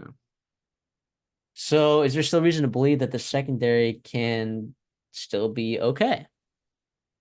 Yeah, I think you've got a pretty good. I mean, yes, you lose Kobe Savage, but Marquis Siegel, that was a guy that Chris Kleiman was talking up as a legit NFL prospect there in the secondary. VJ Payne is returning as well. He's nice little body type, 6'3", 206. He played 700 snaps last year. Um, I don't mind that at all. And then Jack Fabris, right? A young kid. We'll see what he can do at 6'2", 193. They obviously have a type there. Will Lee was a big dude as well. Uh, he only played 30 some snaps, but looked good in that limited role. Um, yeah, I mean, Kleiman is an All-American. He's an All-American for Marquis Siegel. Now, is that a little bit of coach speak potentially? But I do think that's it's not terrible. It's not terrible, and it's not like they had to look out to the portal to salvage a room. I mean, you bring in Tyler Nalone, I get that, but you've got Jacob Parrish, you've got Keenan Garber, right? Those are guys that returned and have been homegrown for them, or at least the last couple of years within your program, and you feel pretty good with the way you've recruited, the way you developed in that room, that you can replace some guys like Kobe Savage and Willie that are off to pretty damn good programs themselves. All right, so as a team, and I always watch out for this every year, right? Because I'm looking at this and I'm like, oh, they only let up 22 points per game.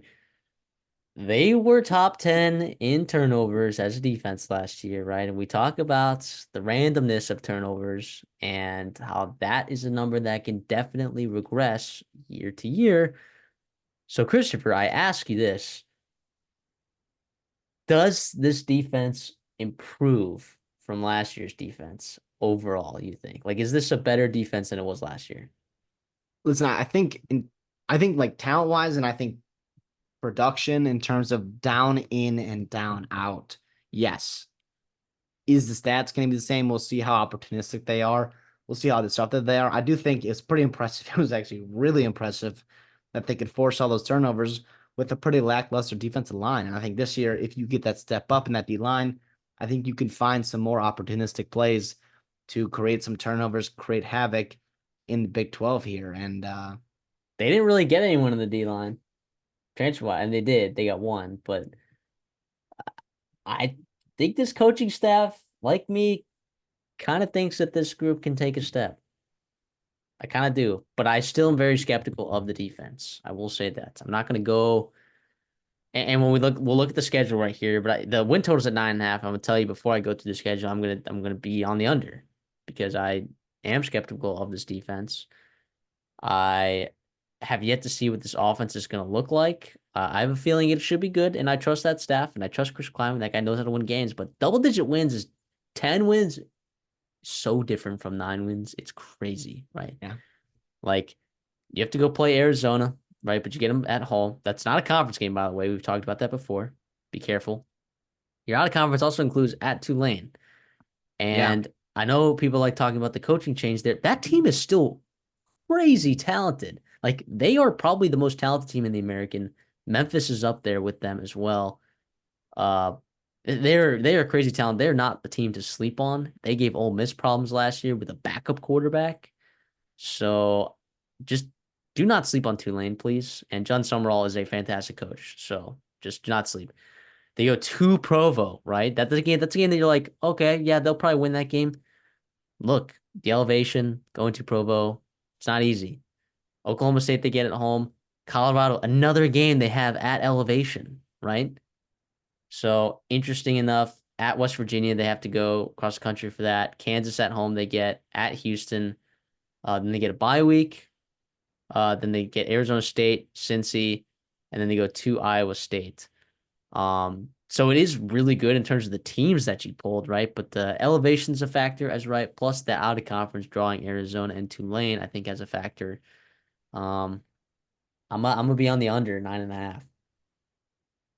Listen, I tend to agree with you, although I will say, like, I'm looking at their schedule, and a couple of their toughest opponents are going to be Kansas and Oklahoma State and Arizona, and those are And at home. those are home. I do agree I'm at that home. that is a part of that for sure. Really, really nice. And I mean, if you're going to play certain teams in the Big 12 on the road, right, it's probably wanting to be Houston, and it's probably going to be want to be BYU, right? And I guess maybe you could throw Arizona State in that game, that tier, but you also have them at home. And I don't know. I do think in terms of the Big 12 split of home and road, you have 5 road games, which is tough. And I guess this is the year that you get 5 road games instead of 4 road games, right? Because you play 9 conference games. So obviously you're gonna have one more than the other, depending on which way it falls in terms of home and away. Yeah, I think I'm just gonna lean under. I don't know if I have any action on this. I'm not gonna do any action on this because I think there's a lot of question marks up front defensively. Um, but I do think the upside is there with this offense, and if their O line it puts it together like I think it might, they could be really really dangerous explosively on offense, and then I guess we'll see how the defense holds its own. But yeah, I Yeah, just I think mean, I don't trust the defense. I think it'll make improvements, but I don't. I think it can still improve on defense, but perform worse, if that makes sense. Like in terms of like it looks like on paper they performed really well because they just turned the ball over from other teams. People just gave them the ball. It's crazy. So I don't know. I and stop me when I name a team that isn't gonna run the ball a lot, right? Oklahoma State, BYU, West Virginia, Kansas, Arizona State, Cincinnati. I mean, like there are a lot of Tulane. Did I already say that? I mean, there are a lot of teams on the schedule that are going to be very tuned in, locked in, and are going to be able to run the ball effectively. So, I'm gonna ride the under. Did you say you were going over, or did you say you're going I said leaning under. Yeah. leaning under? Okay, yeah, I'll take that as well. I just 10 wins is so many, you know. I, I would not, Uh, and listen, we love the Big 12. I think there are some pretty good teams in it, but I would not be surprised if you told me there's not going to be a single 10-win team in the Big 12, just with the nature of everyone's schedule and I, kind of I'd be a beating up little, on each other.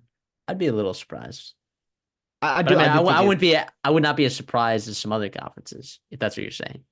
Yeah, exactly. Well, let's move on. Let's talk about Oklahoma State here. Oklahoma State is a team that on this show we were so high on last year. When everyone else was zigging, we zagged, and it made us some big bucks. We hammered their over 6.5. We took them to win the Big 12 and then had the hedge of the century, um, which actually didn't end up making that much money because it was such a large hedge. But it's still kind of cool that they're my dark horse to win the Big 12, and uh, I didn't feel like a ton of people were talking about it. I think some people in the media had Oklahoma State doing pretty well just because of their schedule, but um, this year they returned a lot of folks from that team last year, particularly on the offensive side of the ball. Jeez, Okay. man.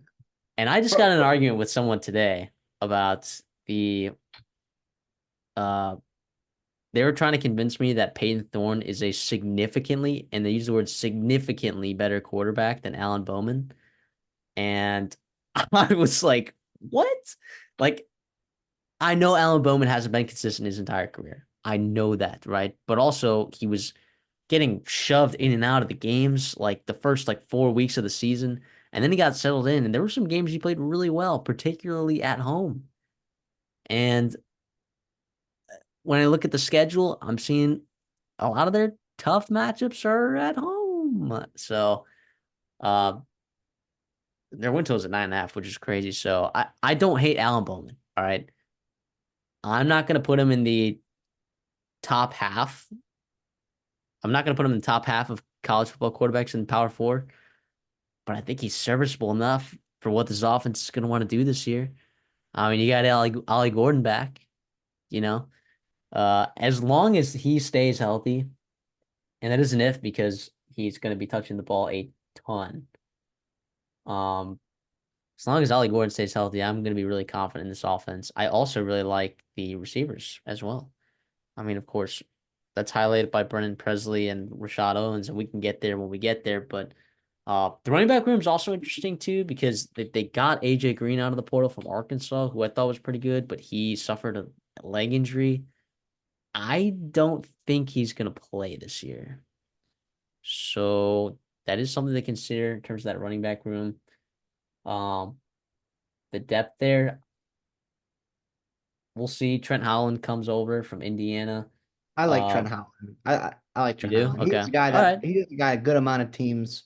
And now is he have starter plus upside where if Ollie Gordon misses multiple weeks, is he gonna carry that load? Absolutely not. But nobody is for Ollie Gordon, right? But Trent Howland's a guy that can be very serviceable as a backup for Ollie Gordon. And I do think give him at least some break and spell in terms of, keeping him healthy for the duration of the season.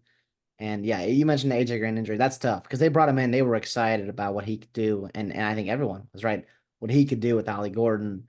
And unfortunately, we won't get to see it this year. But well, who knows in November? But in terms of win total, in terms of season outlook, not factoring AJ Green much into this year, which is a shame. Yeah, so I'll move over to that wide receiver room because I like it. All right. Rashad Owens is a guy that I love, man. I love his game. He's physical.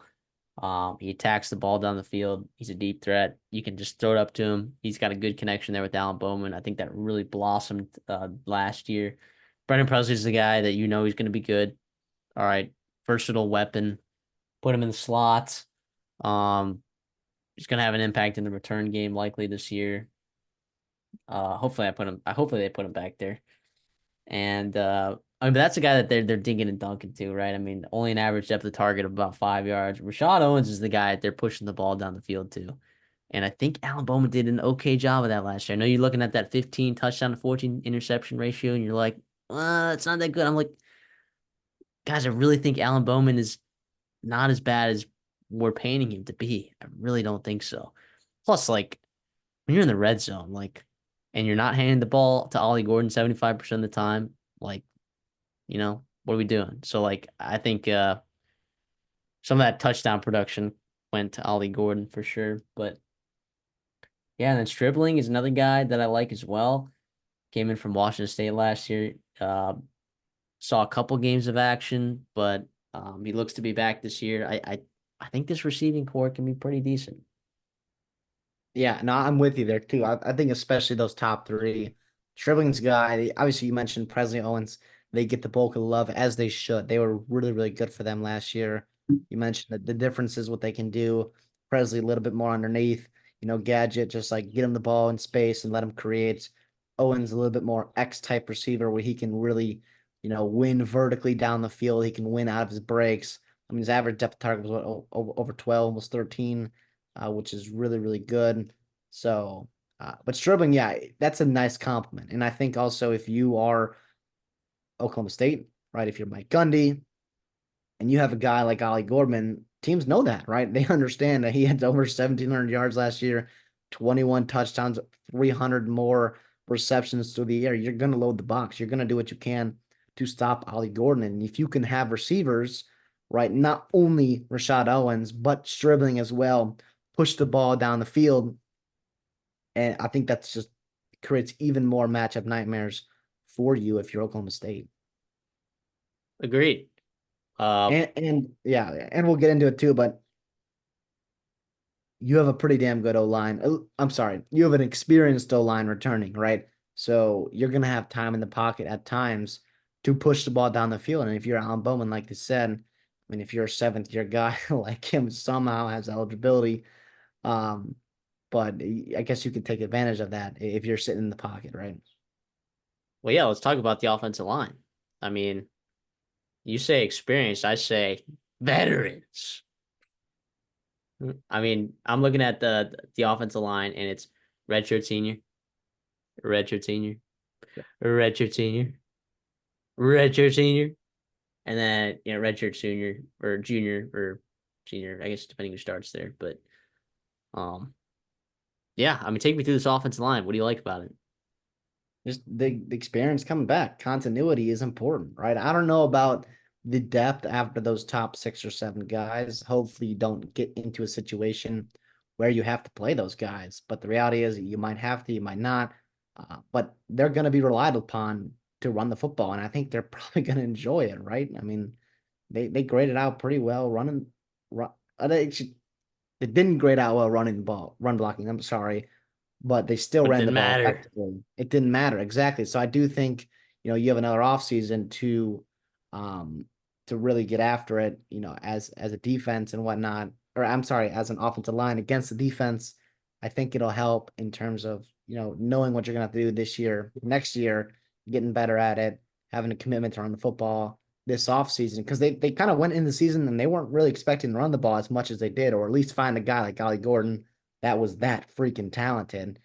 And they kind of walked back into it and they're like, oh, well, we're going to start winning games when we hand the ball to Ollie Gordon 30 times. And they did that and he was so good. And they started running the ball, winning games, obviously. So we'll see how it is this offseason. I expect, a little bit of a step up in terms of production and talent coming back. Well, let's move over then to the defensive side of the ball.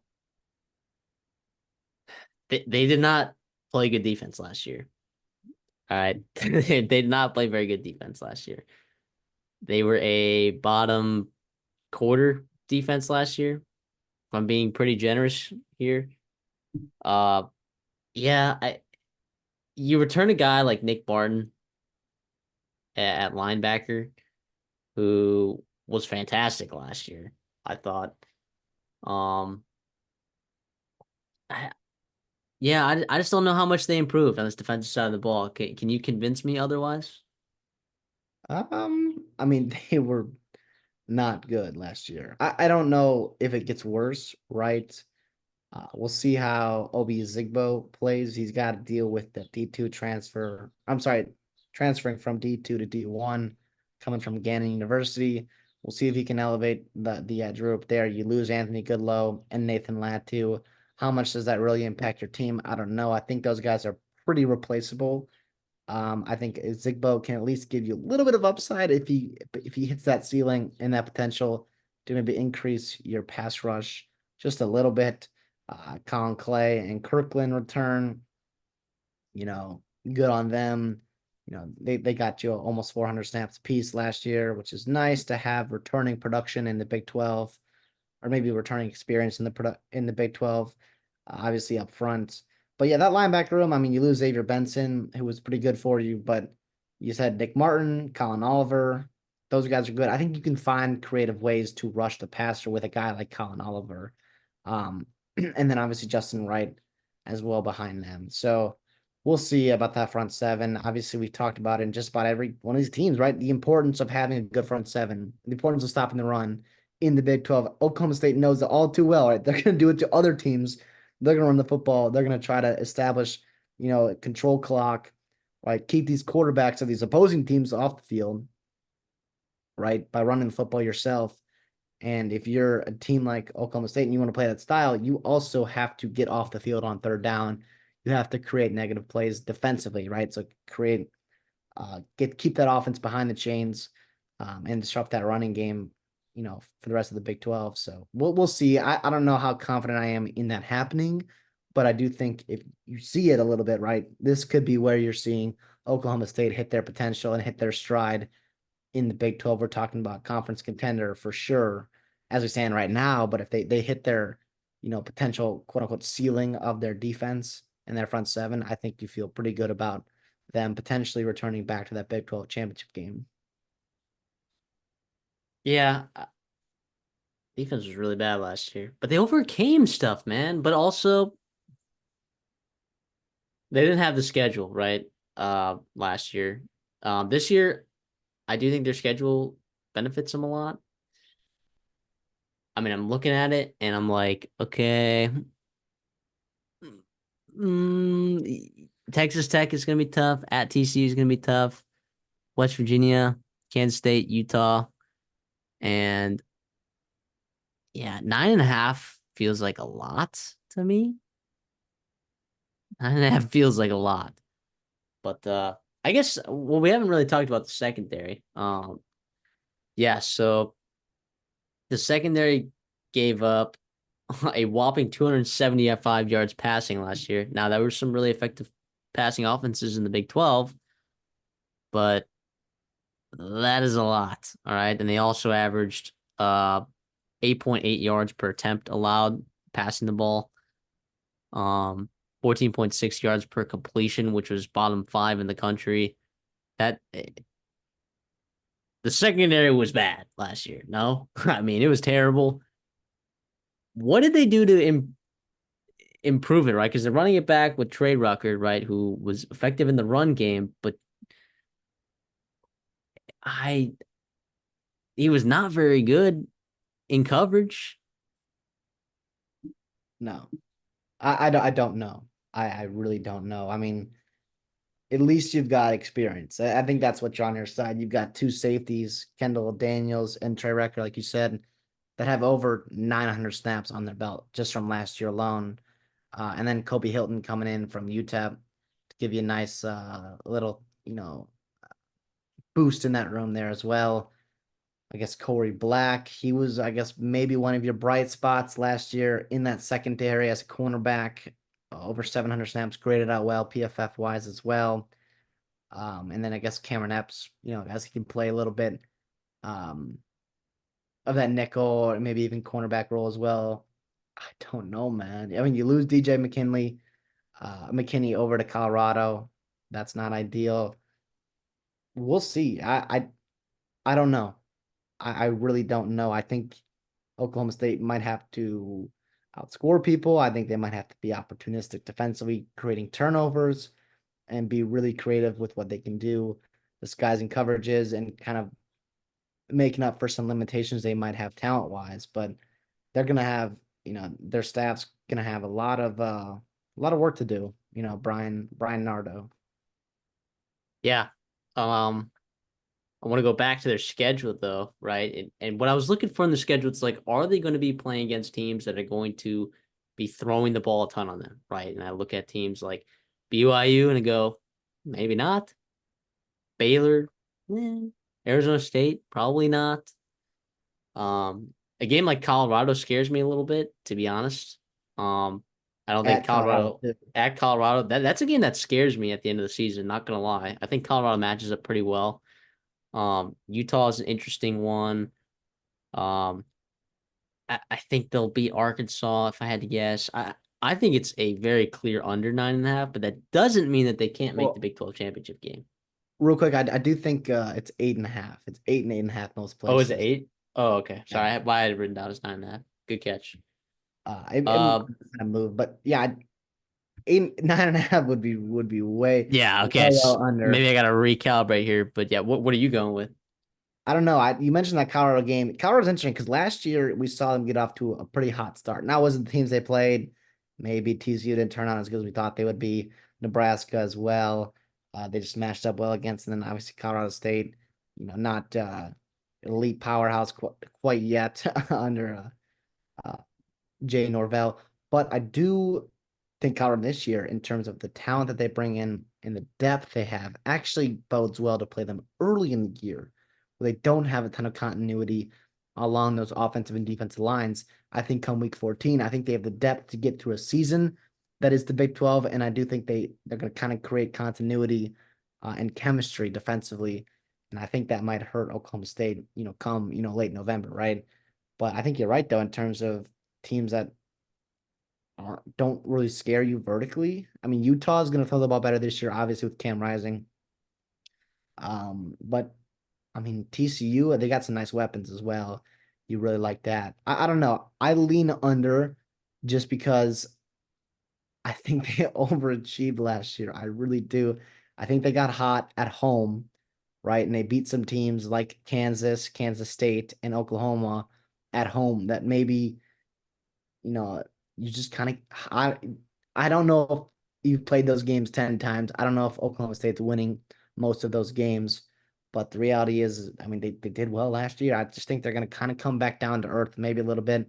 But by the way, I'm probably gonna regret saying that because some things we learned doing this podcast here is you just don't doubt Mike Gundy, right? He's a guy that has been there for what 20 seasons now. Holy cow. And every time you think that there's limitations on his roster, and maybe there is, but he just kind of overcomes them anyways. And I usually has success there in the Big 12. Yeah, did they win? They won 9 games right year. They went 9-3. Yes. That's crazy, dude. If they'd beaten South Alabama and had the right quarterback and ran the ball, they would have been a 10-win team last year And they could have beaten Iowa State. And then they had a fluky game against against UCF. UCF. They lost by 40 some, which I know obviously doesn't make it sound like they could have won that game, but I'm not trying to convince you that they would have, but that was just a weird game as well. But yeah, like Raining. a couple duds, they laid a couple eggs and they just won everything else. In pretty close fashion. That BYU game was crazy as well. I think that was overtime. Uh, and they came back and won that game. They Yeah. should not have. But I mean, at 9.5, I'm for sure taking the under, right? And I was like, man, that's nuts at the line. But now that I'm thinking about it at 8.5, because now it's on my screen at 8.5, I think they can get there. Um, I don't know, because like I look at it and I'm like, which outcome is more likely, right? Like to me, it was like, oh, 9-3 is way more likely than 10-2. Or look at 8-4 versus 9-3. I mean, like they overcame a lot last year, um, offensively, and Kansas State, the team that they're gonna be able to run the ball on.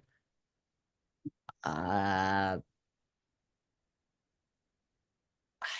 I'm gonna obviously I'm not betting this, but I'm gonna take the over. I think 9-3 is the most likely outcome with this team because they're running it back with all this talent on offense.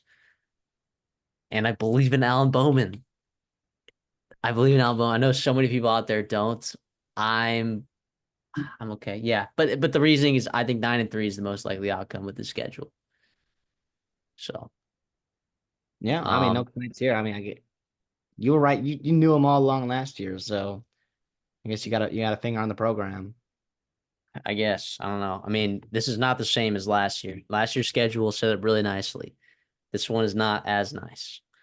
But let's move on. Let's talk about TCU, a team after coming off it running up a runner-up run at the national championship, all coming back all the way down to 5-7.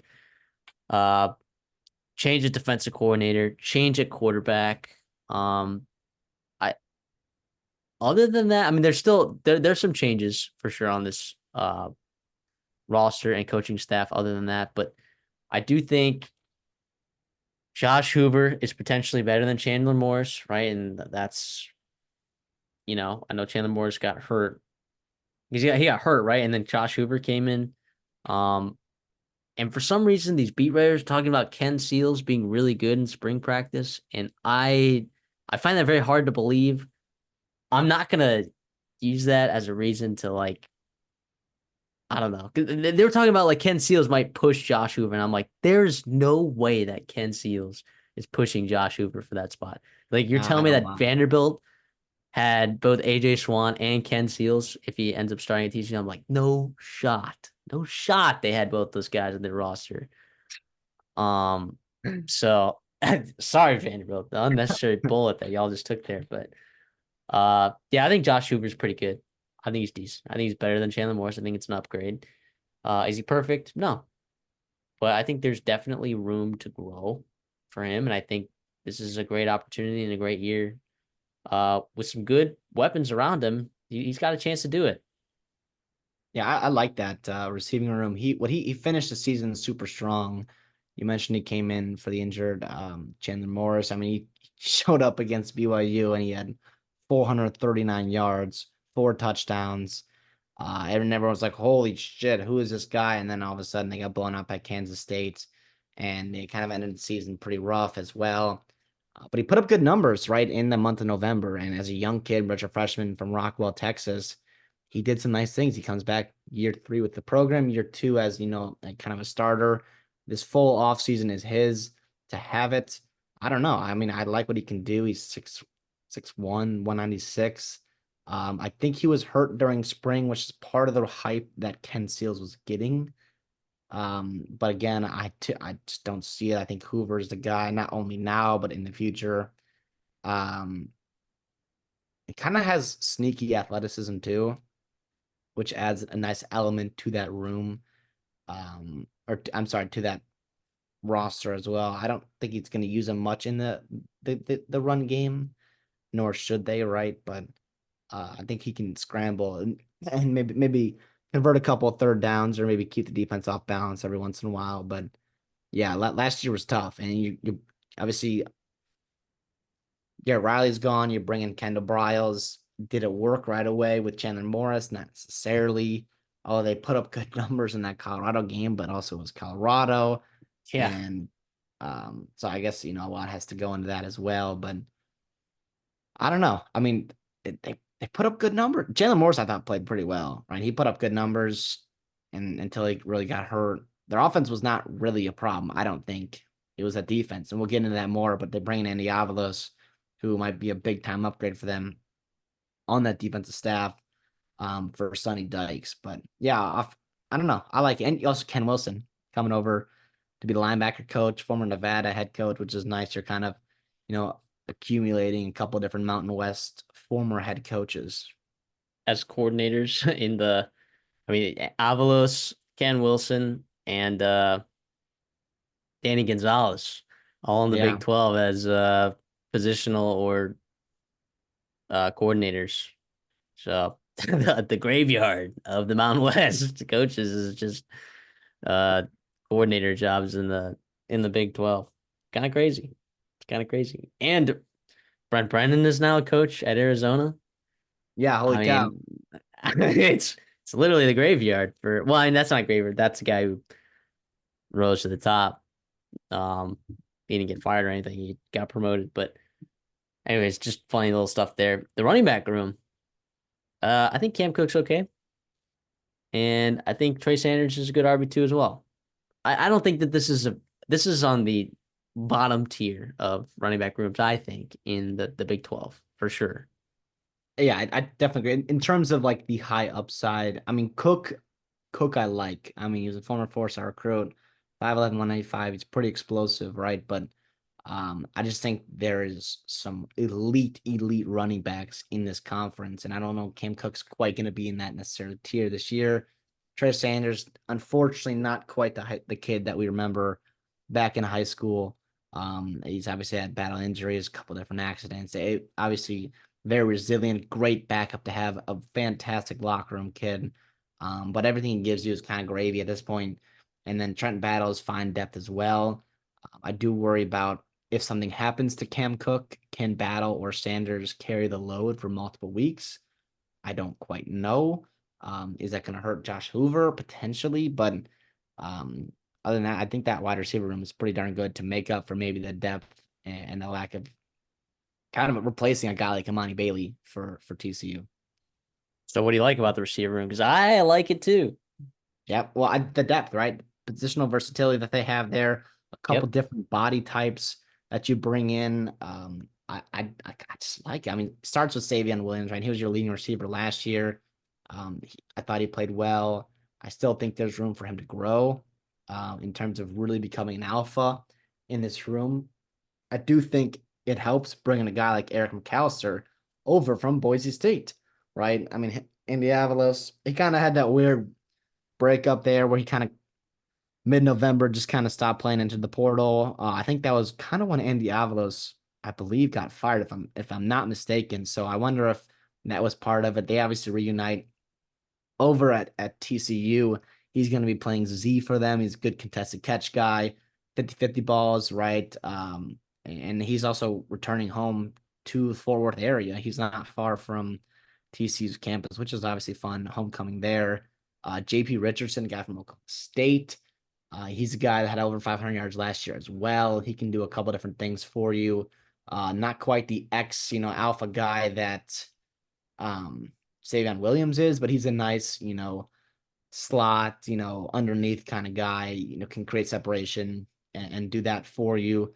And then the backups is where it's kind of fun because you have Some some, good players, man. Some like high upside guys maybe didn't pan out at their old schools. yeah, Just maybe some guys that can make some work in there. yeah. I mean, you mentioned that obviously. Just we'll talk about high upside and didn't work out at the old school. We'll talk about Dalen Wright, right? He has the physical tools. You've seen it. His highlight reel is as good as they come, but the problem is putting it together for a full season and also, just extending that route tree. It's unfortunate that a guy who's this senior into his tenure of college, it just kind of has, a slant and then a go route, which I mean, he is athletic enough to still take some to still be productive with that, right? His average depth of target is 17.4, right? So you're talking about those go balls that he can come down and make those contested catches. The problem is last year he had 27 targets, only 11 receptions. That's not the kind of consistency that you want. And maybe it improves better with year two, a little bit more consistency with Josh Hoover. Another guy, a younger kid, Braylon James. He was a guy that only played 4 games last year for Notre Dame. He's also, very talented, former four-star recruit from there as well. And then JoJo Earl, again, also from Alabama, physical, not physical, smaller, but really athletic, former high recruit. He's also pretty good on special teams. At least I like him there. And there's some good things that you can do, with him gadget wise in the offense. To me, the wide receiver room, I mean, it's definitely a strength of this offense. And I think it's going to help development of a guy like Josh Hoover because you've got all, like I said, all these different pieces that bring different things to the table. And not only you have the high in town at the top with Williams and McAllister, you've got some consistent guys like JP Richardson, but then you've got your, let's boom or bust wide receiver 4 and 5 and 6. So it's not bad at all. I think for TCU to kind of continue, I guess what they've done offensively the past couple of years, I think they're primed to do so with Hoover and this wide receiver group. Yeah, and you also had a pretty solid tight end over there from Baylor, being Drake Dabney. 33 receptions, 550 yards, 5 touchdowns. I mean, that's as good as it gets um at the tight end position, really. Yeah, and you're not going to expect him to do much for you. I mean, he doesn't have to have 500 yards to have a successful season, but obviously to know that that's in there somewhere is really nice. And I think you're going to see that on third downs this year and what they can do. And DJ Rogers is there as well, former four-star recruit. Chase Curtis as well, another veteran guy that's been there. Not a ton experience, but um, he's at least a guy that you think could block a little bit for you, maybe spring some holes for Cam Cook. Yeah, you hope so. I mean, speaking of springing holes for Cam Cook, the offensive line, it's new. If anyone's gonna tell me, oh yeah, this offensive line is gonna be good next year, I I don't know. But then if someone's also like, oh, this offensive line is gonna be bad next year, I'm like, dude, I don't know. Like there are way too many good names. I don't know how they're gonna mesh. I don't know what it's gonna look like in the Big 12 for some of these players. Um, I mean, I look at the experience across it, and I don't see a lot of experience on any of them. And I'm just like, I have a lot of questions. I'm a little bit nervous about this offensive line. I think the beat writers are high on this offensive line. I am not. I think it's a little bit of a new name bias sort of thing going on. I don't love what this offensive line has right now. Yeah, I think you're absolutely right. I think I am more cautiously optimistic. I think, you Okay, know, that's I fair. think, I think maybe we're all excited about the NCAA game coming out, College Football 25, where we think and it's if this is a video game, right, you're plugging in all these transfers that had success in their lower conferences. Even James Brockmeyer had a really nice spring for Bama, right? You plug him in, and all of a sudden the equation spits out, and you've got a good O line. That's not reality, though. Consistency and chemistry and communication and those repetitions, playing next to that guy, understanding and having that trust next to him to be on the right assignments, to be able to communicate mid play, right? Passing off guys and whatnot. It takes time. And I don't know if one spring is good enough to do that, or even good enough to know if it's going to work out in the fall. But Cade Bennett's fun. He was probably the best offensive lineman on San Diego State's roster last year. He redshirt junior from Scottsdale, Arizona. He started 23 games. He was second team All Mountain West in 2022 and 2023. How about Carson Bruno, guy from Louisiana? He started 24 games for Louisiana Tech. He was honorable mention to USA back in 2022. He played right tackle. Maybe he slides into guard. But we'll see what happens there. Bless Harris. He's a guy also from Louisiana, from New Orleans, coming over from Florida State. He was a starter in 2022 up until an injury. He started, 5 games in 2023. Um, we'll see. We'll see how it works there. I think the talent is there, but obviously, redshirt senior there kind of hasn't put it together yet at Florida State. Is he going to put it together at TCU? We don't know. Um, a lot about, I guess, some about Remington Strickland. I don't know if I trust him to be, an actual backup for you, to be a reliable guy. Like that's where you've got a guy like Colton Deary that can come in and I guess play for you. But I don't know. Brockmeyer, I feel better about anybody just because I like his pedigree. I think he had a really nice spring for Alabama. And if you're doing that in that Kalen DeBoer system, I think you're going to have success here with Sonny Dykes. Yeah, it hurts that Tommy Brockmeyer's brother medically retired. Yeah. Hate to see that. That would have been a nice piece for TCU for sure. Um, Defensively, like you had um Gillespie in there, and I don't know how good that 2022 defense was. I'm gonna say it. I don't know if I'm gonna get crucified. I really don't know how good that team was. I know some guys got drafted, but like I don't think it was as good as people think it was. I think they benefited from turnovers for sure. I mean, you saw that in the Michigan game. I mean, come on. I mean, 2 pick sixes. Like, so I do think that offense was legit though. That offense was legit for sure. So was it offensive line, the receivers, the quarterback, running back, like everything was legit there on the offensive side of the ball. Defensively though, you bring in Andy Avalos, and people are really excited about this, and I guess I'm excited about it too. He's very aggressive in his defense, and I think you can only get away with that if you have very talented players in your team, and I think they do. Especially for the Big 12 in the schedule. I think they have enough to really make it happen, if that makes sense. Yeah, no, I think there's legit reason for optimism. I think last year defensively you struggled. You gave up, 40 points a couple times in conference. Um, it's not ideal, right? I guess 3 times if you count the Colorado game. That's got to change, right? And I think it will. I think part of the reason why you bring in Avalos is because of that. I don't know. Defensive line wise, Devon Deal is coming over from Tulane. Uh, he's probably an edge in this new defense, right? I think you're moving to a 4-2-5. Yep, Like you which I said. think is a good thing. Yep, you're going to be a little bit more aggressive. You're going to blitz. I think Sonny Dykes talked about at media days where he's like the importance of this league of getting after the quarterback, putting these quarterbacks in binds, making them throw off platform, especially some of the more dynamic ones that, I guess they can, get out of the pocket, but I guess, contain them as well. Not only blitz them, but contain them as well. And I think that's where that 4 down lineman helps as well. So I don't know. I guess Paul Oyewale, right? He started 8 games last year. He comes back he was a redshirt sophomore this year. He's a redshirt freshman a year ago. He had 5 tackles for loss. Hopefully he takes that next step. You got Nana Osafo Mensa, right? Sorry about that. From Notre Dame. He's coming back to Fort Worth. He's played a ton of games in his career. He had his career best 5.5 tackles for loss last year. And now he's not quite, every down starter, but he's a really, really nice, I think, third piece for you in that edge group. Caleb Fox is probably your best guy in this defensive line room. A Big 12 honorable mention in 2023. He had 4 tackles for loss in a big Big 12 championship game. He's pretty darn good.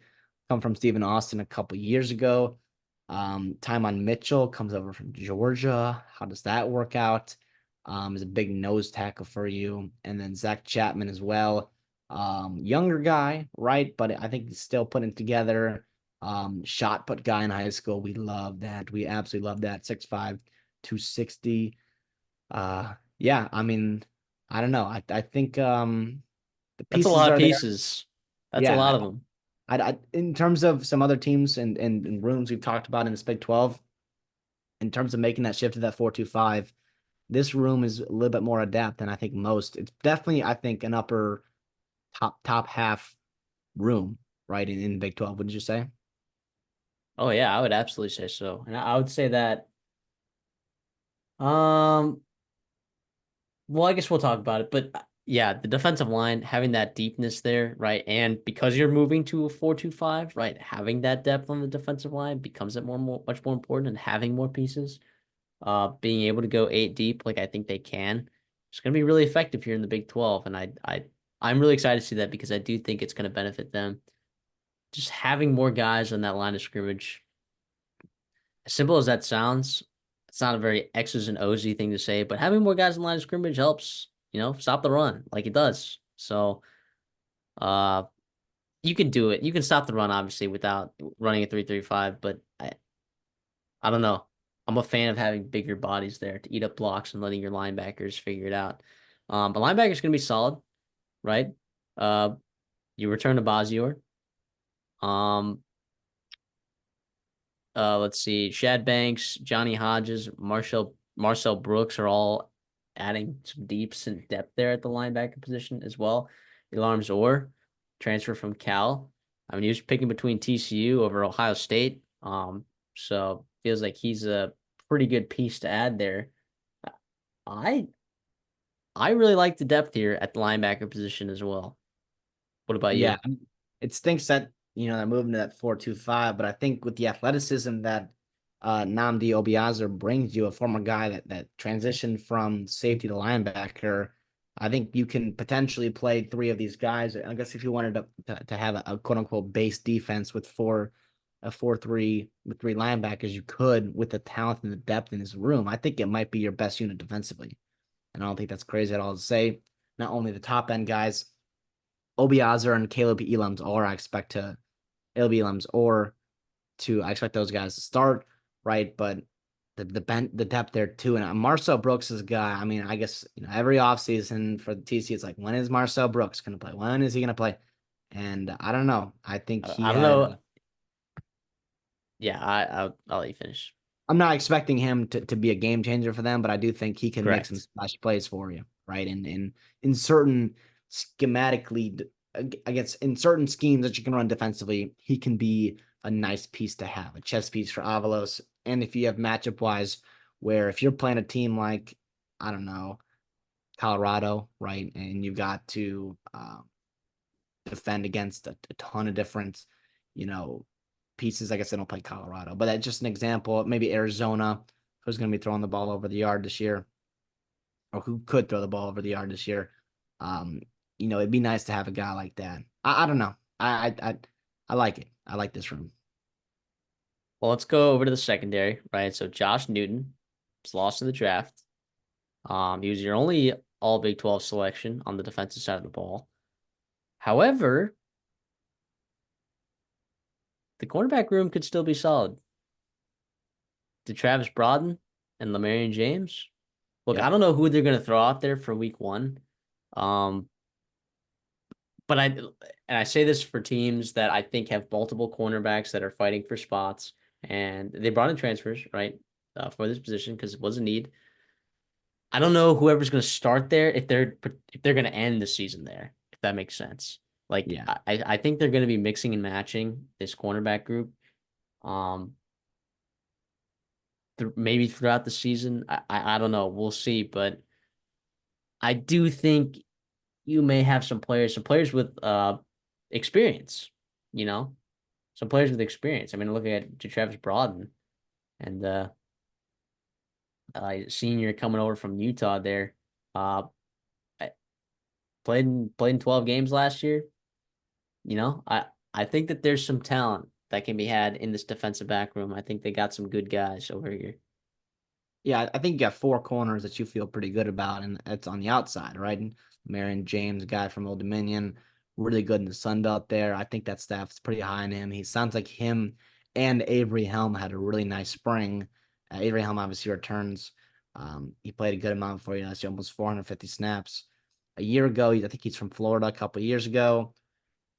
Yeah, I don't know. I mean, you lose Josh Newton, right? But could be a lot worse. There are some cornerback rooms, right, that are significantly worse, right, in this conference. And I think that's kind of the theme. That seems like the D line and the cornerbacks secondary. It's like there's some pieces you kind of like. I mean, there's enough to work with there, enough clay to mold for Andy Avalos to be like, I trust him to put together a pretty good defense. And you got Abe Kamara from JUCO guy, Jordan Lester, a young kid, from in-state Texas as well in the nickel spot. Um, Bud Clark, I like him a lot actually in your safety position. Yeah, Uh, he's been a good playmaker in 2022, 2023. He's been really nice for you. You're bringing up Richard Tony right from Nevada, and is that the Ken Wilson connection right there? I think so. That's amazing. So you feel pretty good about that. And then Cam Smith played for you he played last year for Memphis, had 11 starts last year, and then Jamel Johnson, right, young kid, good potential, former 4-star from Arlington, Texas, 6'1", 200 pounds, good physical tools. Like I said, the pieces are there, right? And I don't know if we're gonna see it this year, but I do think there's a nice floor in this room with the depth and the college experience that's in this room. Is it going to be a strength of of their team? Not necessarily. I no, don't know, no, but no, yeah. But I don't think it's going to withhold them from making a jump and getting back to where they think they should be playing in the Big 12. One score loss to Texas last year. One score loss to Texas Tech on the road. One score loss to West Virginia last year. I mean, they were a couple games away from really making it happen. And I think this year's schedule is a little bit easier than last year's schedule because last year, the only team that they drew of the new Big 12, which we know the new Big 12 struggled a lot last year, was Houston. And they drew both Texas and Oklahoma and Kansas State, Texas Tech on the road, and Iowa State on the road, right? Which were all some of the better teams in the Big 12. They went 5-7. I think that was a scheduling thing, right? I think that they were better, and they also didn't have Josh Hoover there at quarterback. I think another year. They play at Stanford. They get Long Island at home, UCF at home week 3, SMU on the road, Kansas at Arrowhead, Houston at home, bye week at Rice Eccles in Utah, Texas Tech at home, at Baylor, Oklahoma State at home, bye week, Arizona at home, and at Cincinnati. I want to take this over really bad. I really do.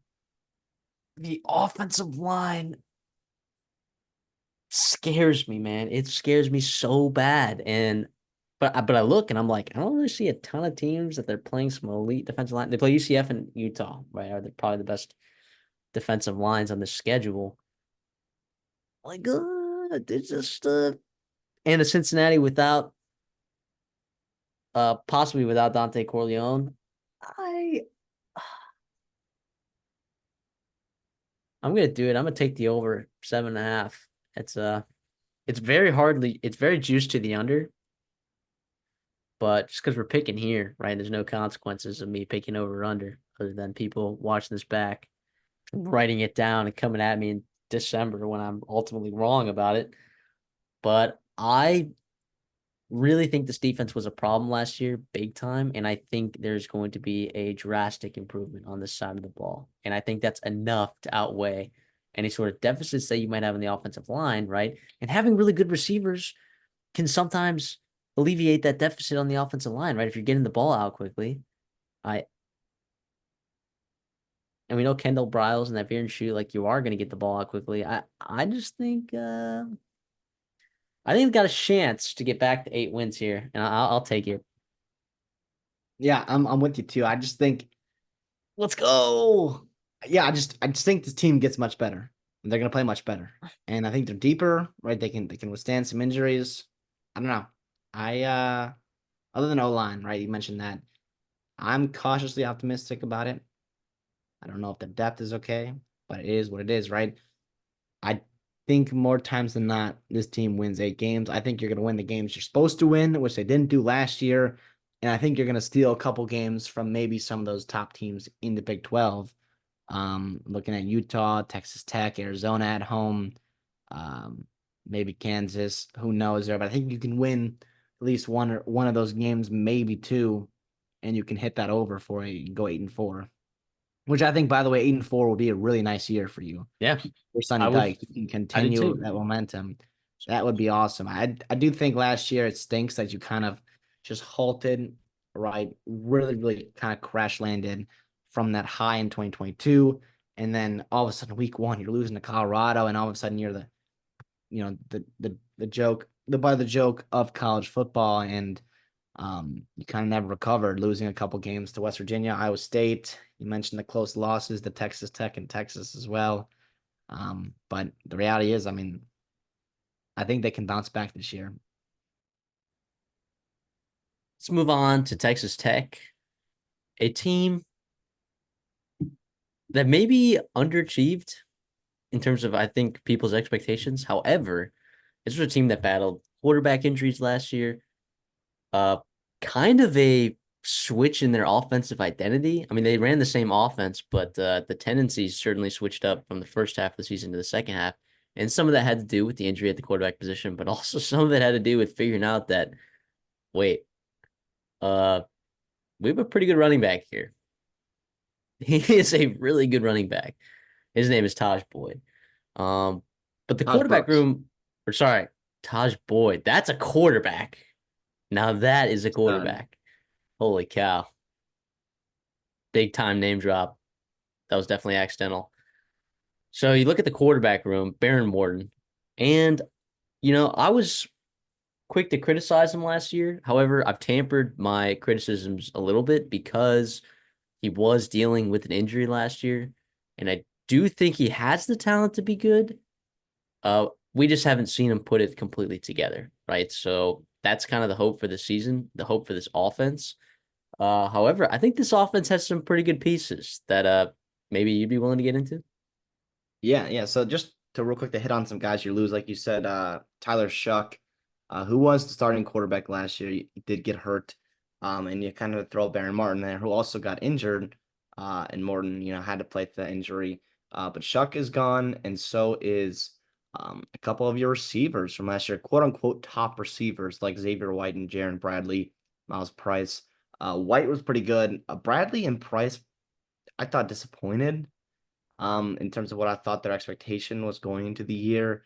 Bradley was a guy we were super high on. He had a great freshman year, and he really took a step back. I think that was part of the reason why, Morton also struggled. Not only his injury, but is kind of being thrown into the offense, but also that could lack in consistency from the wide receiver position. I think this year the surrounding cast around Morton is significantly better. You talked about Taj Brooks, right? And staying in that running back room. Obviously, he's going to get the bulk of the carries, right? He played almost 700 snaps last year, over 700 snaps, and holy cow, that's a lot for a running back. But yeah, him, absolute workhorse. Cameron Valdez and Cameron Dickey are two nice depth pieces, I think. Dickey's just a true freshman, and he's looked good so far. But the real strength is this wide receiver room, and it's totally overhauled from a year ago, right? You've got Koi Eakin, you've got Dre McCray, right, that are coming back from last year. They were nice, solid contributors from just a year ago. I think they're actually pretty darn good. But the real headliners are who you're bringing in, and the alpha in that room is going to be Josh Kelly. We love Josh Kelly on this show. He was so good for Washington State last year. He fits their scheme super, super nicely. He can be a legit wide receiver one in this Big 12. Right behind him, you're also bringing in Caleb Douglas, I'm sorry, from Florida, which is a pretty nice fit to throw in there as well. And then that, everyone's excited for down there in Lubbock is Micah Hudson, right? True freshman, freak of nature. He's going to play early. I mean, he's kind of dealing with some offseason injuries and stuff like that, but McGuire and that staff has already said how he does not look like a true freshman and how good he looks and how excited they have to have him on their roster and what he can do for them. And then even the tight end position, right? Jalen Connors, that's a great get. Kind of flew under the radar, in terms of the portal window. But him and Mason Tharp, who's returning, is a big, big dude. Holy cow. Those are a really nice duo that they can rely on as well, not only in their run game with Tharp's size, but also give another weapon for Morton to take off the load from Kelly and Hudson and Douglas and whatnot. Here's my thought though on this skill room and what it means. And I think that this is important, right? And you look at names, and it's really easy to be caught up with these names. But I do think, look, Jalen Conyers, Micah Hudson, and Baron Morton all missed spring practice. Okay. Those are two new connections for Baron Morton, plus the connection of Josh Kelly, right? And him, like Baron Morton not being there at spring practice, I think very much hurts this offense, especially at the beginning of the season. Fortunately, they have about a 5 game stretch where they kind of get to lean into that and really work on that chemistry. So Texas Tech is blessed in that sense. Now, if they were to go to Pullman last year, I would say that Washington State wins that game, 1,000%. But I do think that is something that you have to look into. But I do think with the beginning of the season schedule being as easy as it is, I'm willing to kind of, I guess, not necessarily take that into as much account as I normally would. But I do think it is something important to point out. No, that's not crazy at all. And then you're also talking about the gelling of a new offensive line, right? I mean, they lost Mm-hmm. 4 starters from a year ago. Caleb Rogers returns. He's pretty darn good. He started 42 games for you. And so that's nice to have in the Big 12. But you're bringing in a bunch of other transfers. You got Ty Buchanan, who's transferred from a couple classes ago. former USC guy. You hope he can plug him in at right tackle, but you got Davion Carter from Memphis. You got Vinny Scurry from Toledo. You got Sterling Porcher from Middle Tennessee. Those are all guys coming up at competition level. Not only do they have to learn a new system, new running mates along their offensive line with them and kind of gel with them, but they're also got to deal with the, upgrade in talent level that they're playing uh week to week, right? And lucky for them, like you said, they kind of start off early where they're playing a little bit more group of five talent, which is nice. You can start with Albion Christian to really get the rust off in week one. But fortunately, those guys have also started a ton of games outside of Buchanan, right? Sporcher's got 25 starts. Scurry has 32 starts. Carter has 23 starts for Memphis. I mean, that's really nice to be at least experienced, not necessarily the Big 12 experience, not necessarily experienced in the Texas Tech offense, but experience in general, I think does help, especially on the O line. And we'll see if they can, put it together and keep Baron Morton upright and create holes for Taj Brooks.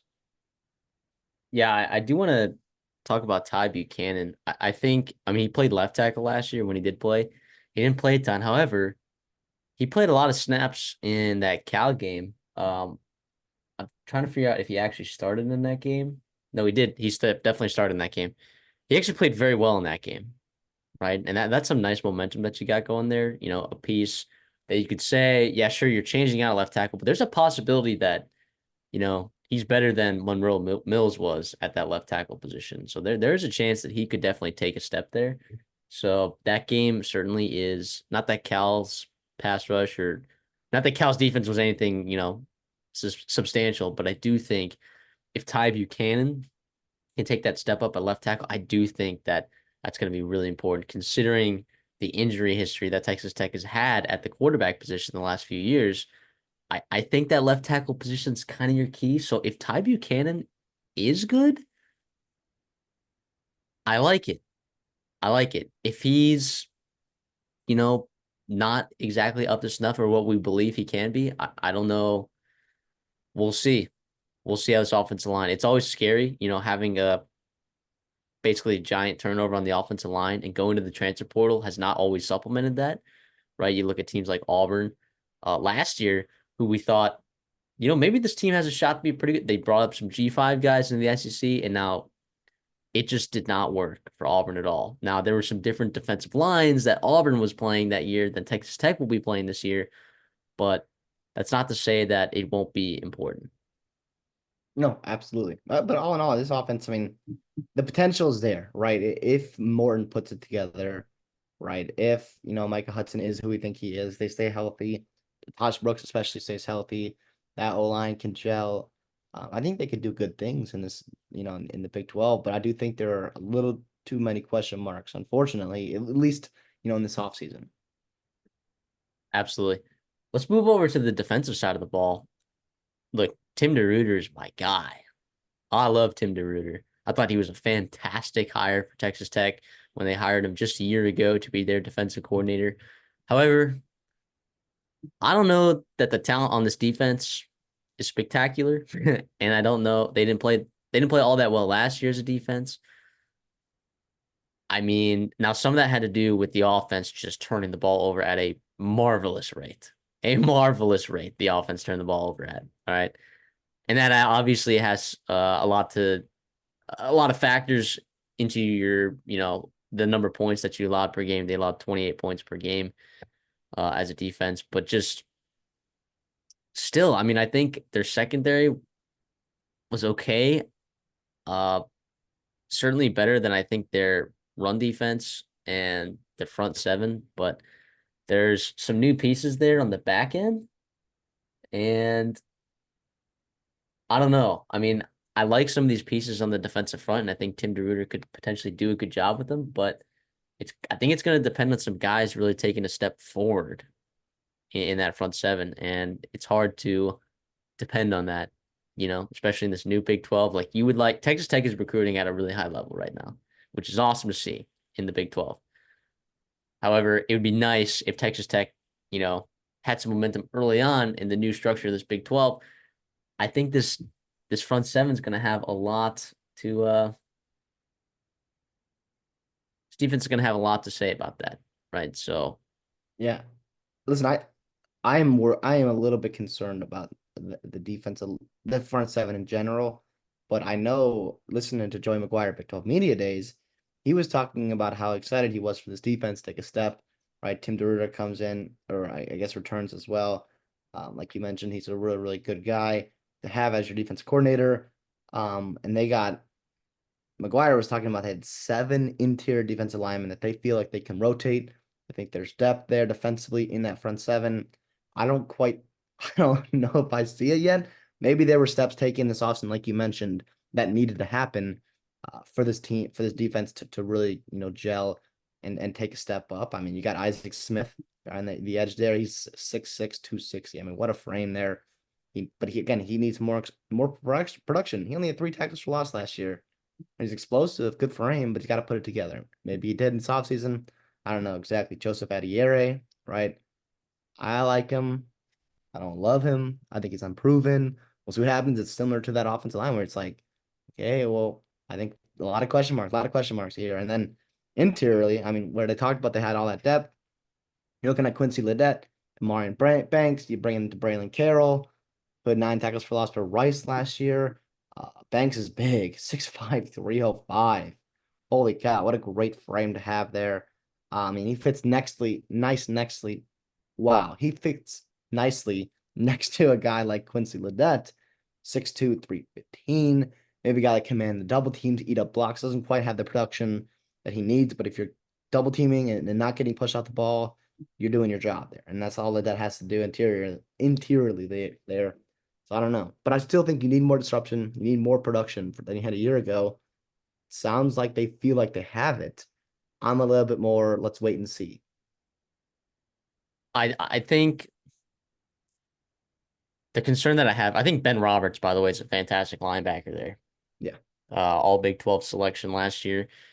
If the rest of the front seven really comes together, because I'm looking at their schedule right now, and you're playing a lot of teams that aren't going to run the ball. That's just what the Big 12 is this year, right?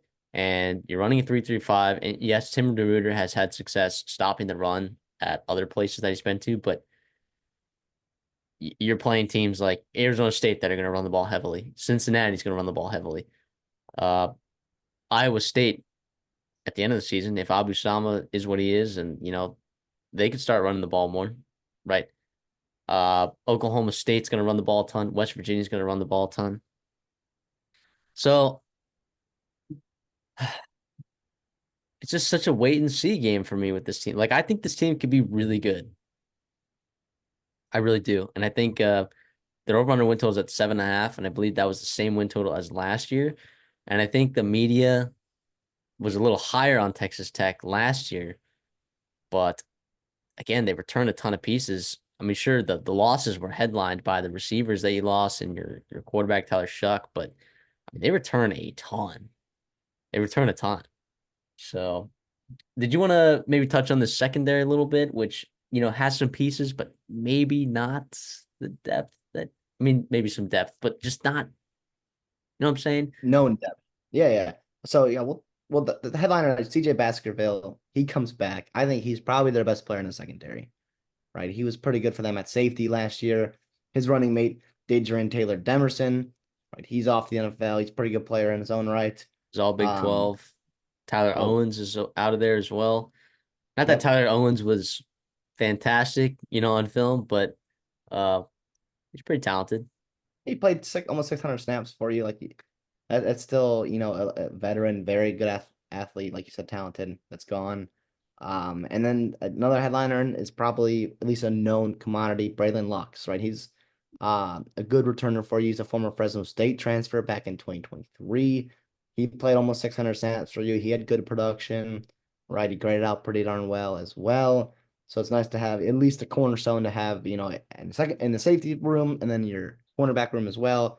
After that, though, you've got, you know, some experienced guys. You've got guys coming over from Canada and Devin Cromwell from in your cornerback room. Maureen Horn. I mean, he's like I said, they've recruited well, but he's more a 4-star guy, but he's inexperienced. Can he step up? Can he take that next step? How does it work out for them? And then probably going to be Chapman Lewis, right, in your safety room as well, pairing with CJ Baskerville, right? Doesn't have a ton of experience. I think they like him back there, but I don't know how um, much he's gonna, be an impact player this year, right? And then AJ McCarty is probably gonna be your star nickel hybrid linebacker. Doesn't have a ton of experience, but it was a little bit. The problem is he's kind of small to be. I mean, I get like you're playing nickel, you got to cover, slot receivers too. But if we talk about the running game and stopping the run, you're 6 foot 195, and I know it. He's obviously they feel confident enough to put him in there, but wouldn't you like a little bit more size in your big nickel spot, and you're almost like your other linebacker in there on the field, right? If you're trying to stop the run, so we'll see how it is, but I don't know. Yeah, I think they could move around some pieces as the season goes along. I don't think anyone besides really CJ Baskerville and Braylon Lux are kind of uh in set spots. I do think though that the upside of the secondary is higher than the rest of these position groups. Am I correct in saying that? I know it's young, but I think the upside certainly is there. Yeah, I mean, there's a reason. I mean, they didn't take that many transfers, right? They took a kid from a D3 that, I'm sorry, Cornwall, right from Canada, and then they took Javion Wilcox, right, who's who's a freshman, so year one going into year two guy. So they obviously must feel pretty good about the returning guys that are ready to step into, this their new role. They're more, enlarged role this coming season. So I don't know. I think outside looking in, I think it's hard to just predict that. But regardless, so we'll see. Yeah, I do think I'll say this like I guess for special teams, but I think it impacts the defense as well. I mean, Texas Tech punted and they averaged 46.3 yards per punt, which was 11th in the country, right? I mean, when you look at their special teams game last year in terms of actually punting, Austin McNamara was one of the best punters in the entire country. He was. He graded out like top 5 on PFF. Again, he was top 15 in punt yards average. He's gone. They're bringing a transfer from Weber State. I don't know. I don't know how good he is. I think he averaged like 42 yards a punt. But the downgrade there, I think people don't think about it. When they think about college football teams, they don't think about some of those big time punters, but some of those big time punters make a huge difference. I mean, you look at Tor Taylor for Iowa, right? I think about J.K. Scott back in the day for Alabama. Um, there have been some really good punters that have had the ability to absolutely flip the field and put your defense in a much better position. I mean, look at a team like Texas A&M last year. They had a huge downgrade or a regression from the punter, and it costed them some games. It really did. So I think it's something that you can't just scrape over, of course, but maybe not as important as some of the other spots here that have been replaced or you're anticipating getting replaced. I want to look at the schedule here. I'll run through it. Abilene Christian week 1 at home. Then you go to Pullman to play Washington State. Then you get North Texas at home, Arizona State at home, Cincinnati at home, Arizona on the road.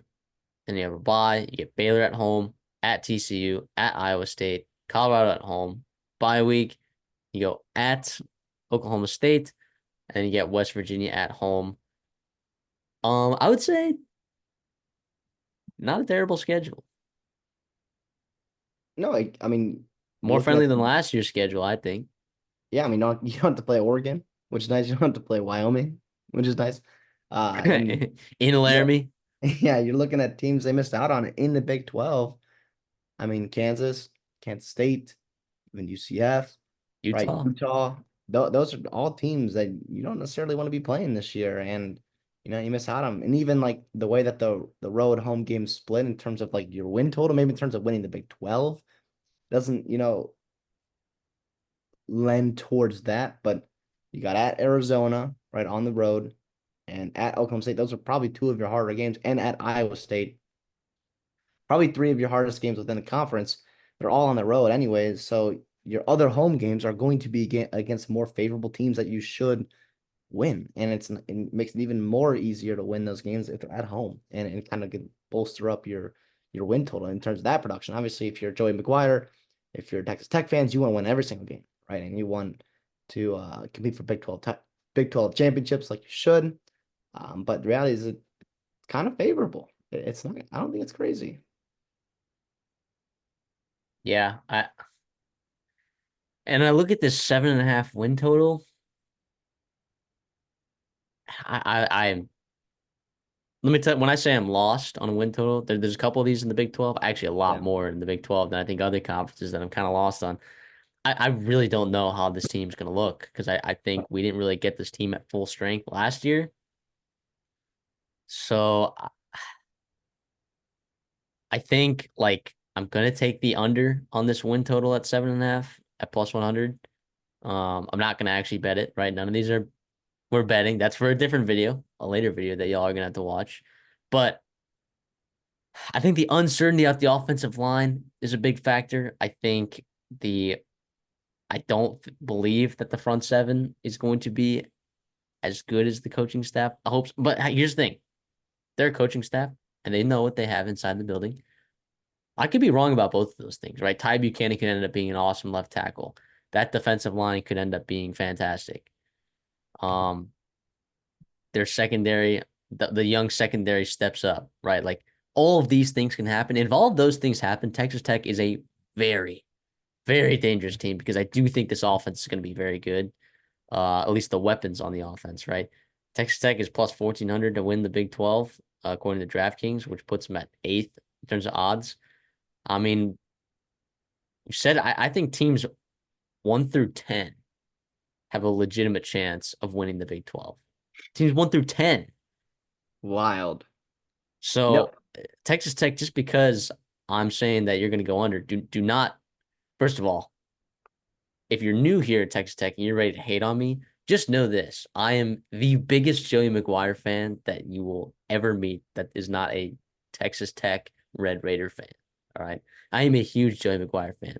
I've consistently drafted him in Chris and I's coaches drafts higher than maybe what I'm supposed to be, or his uh, value pick, or the value of his pick, or whatever. Dude, Joey McGuire is awesome. He is doing wonderful things there. But if it doesn't happen this year, that doesn't mean that it's not happening in future years. I am high on Texas Tech and the future of that program out there in Lubbock. I want to echo you exactly. I'm going to take the under as well, just because to me there's too many question marks, and there's other known commodities within the Big 12 that you're going to have to play that you're just not. Yeah, so it's a shame. It's a shame, but I listen. I like you said, the ceiling on this team is pretty darn high. I even think the floor, just bringing in a guy like Cameron Brown, having Jake Strong and Will Hammond, two young guys in your quarterback room, I still think the quarterback. I'm sorry, the floor on this team isn't like bottoming out, right? Even if things don't go right. Just because of the way that the schedule kind of works out in your favor, but I don't see 8-4 more as the most likely scenario in terms of 7-5. I don't know. But regardless, like you said, it doesn't mean that I'm low on Joe McGuire. It doesn't mean that I don't think he's doing things the right way. I just think it's also a pretty young team in key spots. And we'll see what happens this year and how much, they can really improve from a year ago. But yeah, I to me, we'll see about the defense and all the holes in it. And then we'll see if the O line can hold up and Morton can take a step and be healthy. But this, Great. this is definitely a fun team to watch this year and going forward as well. Let's move on over then to Utah. Let's go over there. Now, we were just talking about Texas Tech and how they were dealing with injuries at the quarterback position. The injuries at the quarterback position for Utah were, I mean, catastrophic. And they won 8 games last year. They won 8 games last year. In the In a year where brutal the schedule. Pac-12, where the Pac-12 was at its best. Hmm. At its best. So I don't know. In my opinion, I think this offense, of course, is going to take drastic improvements just because you have Cam Rising back. Not that he's one of the best quarterbacks in the country. Not that he's even the best quarterback in the Big 12. I'll say that with confidence. Yeah. But Cam Rising is a good quarterback. And that's all Utah needs. That is all they need in order to improve from only scoring 22 and a half points per game, right? To only passing for 163 yards per game, which is bottom 15 in the country. They only attempted 25 passes per game, which was in the bottom 20 as well. Um, a completion percentage of 57%. I mean, what? This passing attack last year with Bryson Barnes and Nate Johnson was terrible. Was terrible. And I look at the weapons on this team and I'm like, you know what? There might be some guys that can catch some passes from Cam Rising this year. I really believe Yeah, that. I mean, you lose Devon Vele, right? And you lose Sione Vaki and Jaquin Jackson in that running back room. But yeah, like you said, I think the aggregate, you get some guys back healthy from a year ago. Not only Cam Rising, but also um Brent Kuthi, right? Brent Kuth. He battled injuries, I know that. Yeah. But then He didn't you play bring last in year. no, and he's one of the better tight ends in the Big 12. You bring in Dorian Singer from USC/Arizona. He's a guy that was, maybe not quite live up to the hype that was last year at USC, but he sounds like he's having a great spring, or he had a great spring, and he's going to be a real weapon for this offense. And Cam Rising, you also have Micah Pittman coming back, Mooney Parks that were solid. And I think those guys will take steps with more consistent quarterback play as well. Right. And then Trayshawn Lyons and Damian Alford are also coming in as transfers. So you got some depth there in that wide receiver room, running back room, right? I like Michael Bernard. I like Jalen Gulliver. Anthony Woods is a fun player. He's coming from Idaho, obviously step down or step up for him in competition, coming from the Big Sky, but he had 1,100 yards last year. Can do some fun things with him. And yeah, just for Cam Rising, I just hope his mobility comes back because that was an underrated and like really, fun part of his game, but also dynamic part of his game to extend plays. And we'll see how, I mean, the injury, I know it was a serious injury, but it sounded like it took a while. There might have been a setback. So I hope he has the confidence and the actual physical capability to be as mobile as he was pre-injury. Well, I also think the quarterback room itself is just better, right? Like Brandon Rose, right, was injured last year. He would have been the backup quarterback, but he got hurt, right? And then you were left with Bryson Barnes and Nate Johnson. So he's back. Also, Sam Heward, Name sneaky drop, former five-star name. recruit. Exactly. Over there at Washington, he transferred to Cal Poly. Um, he did okay at Cal Poly. He did okay. Not saying he was a world beater, but now he's over there at Utah. And look, I don't think he's got to do much. I don't think he's got to be able to throw the ball accurately, which, Yeah, other other players, other quarterbacks on that team last year were not able to do well. So yeah, what's no, crazy is that Bryson Barnes and Nate Johnson they're both going to compete for a starting job at their respective schools. I don't think either of them will get it, which is crazy. Um, Bryson Barnes is going to back up Spencer Petras next year. jeez, and that's exact Utah fans. You know how to struggle, man. It was tough last year. Even Nate Johnson too. He just what was he doing? I mean, offensively, throwing the football. Regardless, so yeah, you said the whole room in general, completely overhauled and significantly better in terms of guys coming back from injury as well. On the O line last year, you struggled, right? A little bit more than I think Utah fans were expecting. And that's the expectation that they've set. Utah typically has a really good O line, and that's credit to their recruiting, their development, and coaching and scheme and all that good stuff. But I believe you lose three starters last year, right? Or maybe yeah. So you Um, got Caleb two Lamu. starters for sure.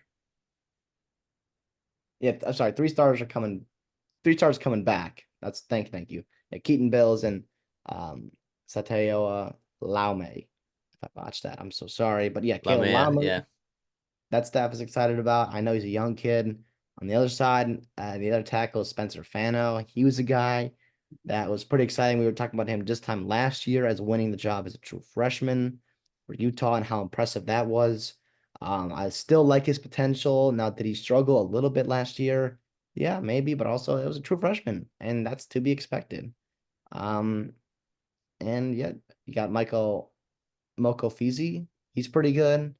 Tenoa Togaye. I'm sorry, I'm so butchering these, but regard he needs to be a little bit more consistent. And then you got probably Johnny Maya at center. But regardless, though, I think you're taking this. You're thinking that this O line is going to take a step. And if you ask me which position I probably feel least confident about on this offense, it's probably the O line. But I still think the floor on this O line is pretty good and pretty solid, which tells me, how much we feel pretty good about this Utah team.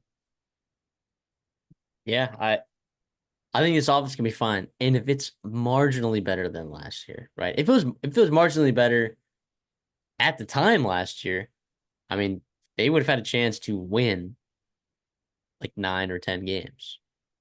But alas, it was not that much better. But if this offense takes an improvement and goes from a, top from a bottom, I guess 30, bottom 35 offense, if they can improve to become a top 60, top 50 offense, now we're talking about a really special team because I look over at the defensive side of the ball and I feel really good about what they have, especially on the front seven. I mean, I'm just seeing piece after piece after piece after piece. And to boot, you get Paul Fitzgerald, the transfer from Utah State, who had 7 sacks last year. I just think Morgan Scalley has done a fantastic job with this Utah defense, and I think it will be as good as it was last year, which was, by the way, a top, I don't know, 15, top 20 defense for sure last year. You know, I guess their secondary struggled at times, but their front seven was nuts last year, and it is still good this year. Yeah, I mean, you lose Jonah Ellis, you're gonna miss him right off the NFL. But the reality is, last year your defense was so good, and even so, they were also, put in just brutal spots by your offense. Always on the field, really struggling to like knowing that you cannot let teams score. You have to keep this game low scoring. That margin of error that they played with was pretty small, and it was just really, really impressive how they handled it. And obviously all the pieces come back. That's gotta excite you. But and also the complementary football that you're going to be seeing here with your offense taking a step, hopefully, and your defense returning guys. I mean, it's nice. I think we were robbed last year. This Utah defense was good enough to make some real noise in the Pac-12 last year. Even so, you had Oregon and Washington. And I'm not going to say they were going to win those games, but healthy Cam Rising, right, a competent offense, I think you would have seen a much more competitive team at the top end of the Pac-12 last year, which speaks to the potential of this Utah team this year. They had some injuries too. I mean, Lander Barden got hurt last year, about the midway point of the season, week 8, something like that against USC. He comes back in the offense or that linebacking room. Reed comes back in that linebacking room. I mean, that linebacking core looks very nice. The Mooney got some good snaps last year as a result of some injury. Look, this is a good linebacking core, a good defensive line. Now, I think the question comes in the secondary a little bit, right? However, we've seen teams with really elite front sevens be able to hide their secondary a little bit. I mean, I look at UCLA last year. I mean, I guess kind of Utah last year, but they had some good players in the secondary as well. Like Cole Bishop was pretty awesome. Vaki was a good defender as well. You had some pieces there in the secondary. So I look at the secondary, CD, and I still might be okay with it. What are your thoughts on this? Yeah, I think it's a little bit more wait and see in terms of like the known commodities that are in your front seven. But I like Zamiah Vaughn. I mean, he's Yes. returning for you. That's a good piece to have. He had over 600 snaps, graded out well for you at cornerback position. You've got a couple of transfers coming in to fight for that job opposite him, right? Keenan Johnson from Georgia State, right? We love our Sunbelt guys. He's a good athlete. And then Cameron Calhoun, former high recruit from Michigan. Um, I think he's pretty darn good. He's a former track guy. He was buried in the depth chart there at Michigan behind a really, really good secondary last year. We know how good it was. And it's not doesn't mean he's a bad player, it just means he was, the young kid in an extremely loaded room. So he transfers, find some more playing time in Utah. I don't know if he'll start right away, but I do think he can be a nice contributing piece, especially if injuries set in, which Utah fans crossing their fingers they don't, right? Hopefully not. But the reality is, through this 12-game season in the Big 12, you're gonna have an injury set in, and Elijah Davis is also in that room. I kind of like that. I like listen. You said there's a lot of question marks, right? In terms of like proven production at the Big 12 level, or I guess the Pac 12 level, but for Utah, right, in the system. So we'll see. But I think the pieces are there, and obviously, you trust that staff, right? I mean, Morgan Scalley is one of the best there is defensively, and they've been doing that for so long, and I've had productive teams for a while now. Yeah, all these guys really, except Calhoun, like have some sort of playing experience, right, in at college football. So I do think, sure, they might some of these players might not have as much experience starting in this system, but I think they could definitely get there as a secondary. I'm expecting this to be a top 15 defense in the country next year. I really am. So, and if that happens and that offense makes improvements, I mean, you could argue Utah was better than a top 15 team defensively last year, but they were one of the best teams in the country defensively last year. But I I really do think that this team, with this schedule, which I'm about to run down, I think they should win double digit games. Like their win total's at 9.5. I'm gonna go the over, right? They play Southern Utah at home week 1, win Baylor at home week 2, which again is not a conference game. Do you remember that? At home, you win that game. Utah State on the road, you're gonna win that game. But Oklahoma State on the road, which might not necessarily win that game, but uh could be a good matchup.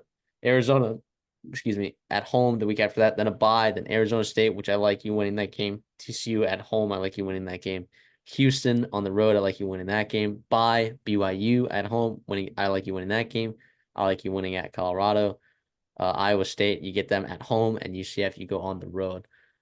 I mean, we talked about this. I mean, this is one of the easier schedules in the Big 12, right? I mean, they kind of got some scheduling favors getting in here in the new conference.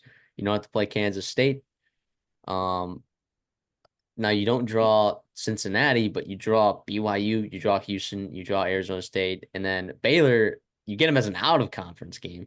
Like that's your premier out of conference game. So I really like their schedule, and I do believe that this Utah team will win double digit games this year.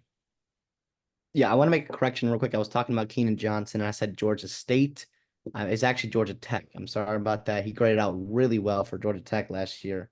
Was one of their better players in that secondary. Um, so sorry about that. But yes, about their schedule, we did a video about it, right? Talking about how they probably have one of the easiest, if not, we think the easiest schedule in the Big 12. And I think it's shown in that win total. But it's interesting at 9.5, right? How many teams are going to be favored in every single game that they play in and only have a win total of 9.5, right? I think that's pretty interesting, right? And so I know it's going to be tough, and I know there's a lot of parity in the Big 12, and we'll see. But I think this team, I feel pretty good enough about the depth here and the talent that they're bringing back that to feel good about hitting the over on it. And I'm not talking about betting it, like we said, but I feel pretty good that 10, 11, 12 wins are absolutely on the docket for this Utah team. It's not Big 12 championship or bust, but I think the expectation is that it's theirs to win, right? And it's shown in the odds, it's shown in the win total, and I think it's for good reason. Let's move on over then to West Virginia, which, I mean, a team offensively that returns some dudes, specifically at the quarterback position. I am a huge Garrett Green fan. All right. And you know what? This time last year, I said, look, I think there's a ton of or a ton of questions at the quarterback position. I took their under in this same situation. Uh, Neil Brown, I predicted was going to get fired. He does not get fired. He saves his job. Garrett Green turns out to be a dog. He's explosive with his legs.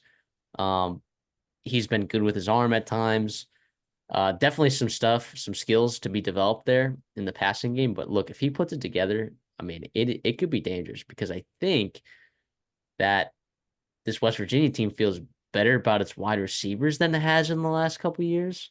Plus, I mean, we talk about the running back room. I mean, it's loaded with just two guys, CJ Donaldson and Jaheim White. I mean, probably the best running back tandem in the Big 12, aside from maybe RJ Harvey and Penny Boone, right? But I mean, this West Virginia team could be pretty good, right? Traylon Ray was a guy who was pretty good as a true freshman. We'll see. Hopefully that he starts developing to be even better. Jaden Bray from Oklahoma State, the staff has been absolutely praising him this spring, or not. I guess it's summer now, but in the spring. Justin Robinson also comes in with SEC from the SEC, so they have a few guys. But can one of them be like the guy? Can one of them be an alpha? I don't know. My thoughts are if uh, Jaden Bray steps up and takes that spot, you know, I think that this team could be really good offensively. And on the offensive line, I mean, CD, the offensive line, it's going to be awesome. It, dare I say better? I mean, I know Zach Fraser's a big time loss, right? He is really, really good, but you're replacing him by sliding in Brandon Yates from right guard to center.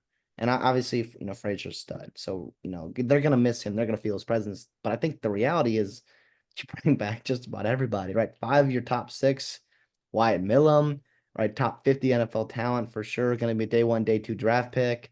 And Thomas Rimac. the only guy that like is starting that didn't start last year is Jaquay Hubbard, but he started at tackle in 2022. Yeah, he's going to slide in the right guard.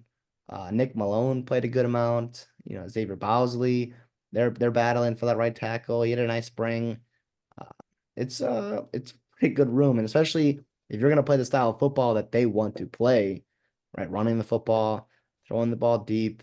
You're going to have a good defense, a good offensive line. I'm sorry. And once again, this is one of the strengths of their team, which is nice too, Agreed. because you're look like you're in the Big 12 where we talked about it, where there's not a ton of, elite front sevens. And if you can get real push, by your offensive lineman, right, you can have a lot of success opening holes for Donaldson and the explosive Jaheim White, obviously. Now, will this translate to wins? Right. Like I think West Virginia could have one of the best offenses in the entire conference, but there is a chance that they don't necessarily win, 8, 9 games. I mean, I have a Garrett Green Heisman ticket at 200 to 1. I mean, you're looking at a guy that really believes in this offense. Um, Gosh, I hope that cashes. That would be awesome. But if you look at the defense last year, it was better than I expected, big time. But you kind of got lucky. I mean, CD, you're a Minnesota guy, right? Beanie Bishop comes in there at West Virginia, and all of a sudden he's like, what, an All-American? Like what? How did that happen? I, I was pretty surprised the leap that he took. Now, because he struggled in the Big Ten play. Now, maybe he needed a year to acclimate to Power Five football, but he was a lifesaver for them last year because we talked about it. And part of the reason why we also didn't like their chances last year in the Big 12 is their secondary was a big time question mark. And Beanie Bishop came in and was fantastic for them, right? Really, really good. He has 67 tackles, 4 interceptions. Holy cow, it was really nice. I mean, but I also look at some of these quarterbacks that they ended up playing, right? They played against Cincinnati last year, BYU. And I don't think, yeah, BYU was playing Jake Retzlaff that game. They also played uh Pitt early on in the season. Uh they just I don't think they played a ton of really good quarterbacks. Now they played Gabriel and got absolutely torched. Got absolutely torched. They put up 59 points on them. But I don't know, man. I don't know. I do not expect this defense to be better, if that makes sense. I think the D line could be pretty decent, but I do not think that this defense is going to get better because I think the secondary, unless all these portal gets that you get, if one of them turns out to be like Beanie Bishop, then maybe you'll have a chance. In the linebacking room, you had some young linebackers there. Ben Cutter and Trey Lathan are there. I think there's still some question marks. Still some question marks, right? I think I don't really know what to think of Josiah Trotter. I mean, people are high on him, right? for the most part. I mean, he's a redshirt freshman, so I would imagine if he's getting talked about, I mean, I imagine he's pretty decent. Haven't really gotten a chance to watch him play a ton, but um, I don't know. I don't know what this linebacker room is going to look like. I don't know what this secondary is going to look like. There's just so many questions here on the defensive side of the football for me. Yeah, that's not crazy at all. Even within that linebacker, I mean, you had some guys battling injuries last year, so at least you had Cutter, guys that got playing time a year ago, which was good for their development in terms of pushing them toward um, being nice depth pieces or pushing the starters as well. Lathan and Trotter are probably going to be the starters, but they're coming back from injuries. They're young. They're inexperienced, right? So you got question marks there. I like the edge group though, right? Tyron Bradley, Yep. I think he's a pretty good edge rusher. I mean, the production quite wasn't there, but I think he's a pretty good player. And then you're bringing in um, Ty French, right? Coming in from a lower level, but he had 10 sacks down there. He did some nice things as well. On the other side, you got TJ Jackson is really fun. Uh, Coming in from Troy. I don't hate the team at all on the D line, right? But I do think there could be some question marks. I don't think it's elite enough to overcome some question marks in the secondary, in the second and third level. Yeah. Which I guess brings us to the schedule, right? And I I think they did them some favors in terms of they get 5 conference home games, right? But this schedule is tough, man. And you open up with Penn State, which you did last year, and they had a chance to win that game, I believe. Was that game, or did they open up with Pitt last? No, they opened up with Penn State last year, Yeah, it was right Penn at State home. last year. They kind of struggled in that game. It was Oh, I'm thinking about the. Am I thinking about the Pitt game a couple years ago? What am I thinking about? Maybe I'm thinking about the backyard brawl I think yeah, because a few years. it was Keaton Slovis and the former USC quarterbacks, JT Oh Barrett, yeah, JT JT Barrett, Daniels. not JT That Daniels. was 2 years ago. That's what I'm thinking of. Yeah, Yeah. they got walloped in that week 1 game last year against Penn State.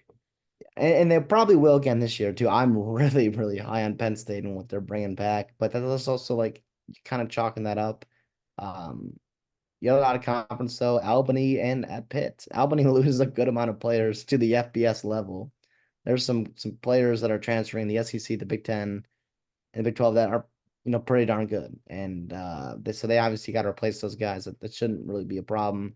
West Virginia to impose their will offensively. And then Pitt's one of the worst Power Five teams, I think, this year. And that's a game you have to win. I know it's a rivalry game. I know um, you're playing on the road there and whatever, but I think it's important. You have to win that game with the schedule because I don't think it did you many favors with who you got in Big 12 play. If Garrett Green wins that game week 1 and throws 4 touchdowns, his stock to win the Heisman is going to shoot through the roof. Yeah. It won't right away. It'll be like a delayed reaction kind of. It'll probably be like right around the time that they beat Kansas, right? And then it'll shoot through the roof. And then they're gonna have that bye, and then it's gonna cool off, right? And then they're gonna go to Oklahoma State and win. They're just gonna go to the national championship, and Garrett Green's gonna have a huge payout for me. No, none of that's gonna happen. But I do think what's gonna happen is that they're gonna win over 6.5 games this year, which is their win total. So I will take that over in their win total at 6.5 wins. The schedule's tough.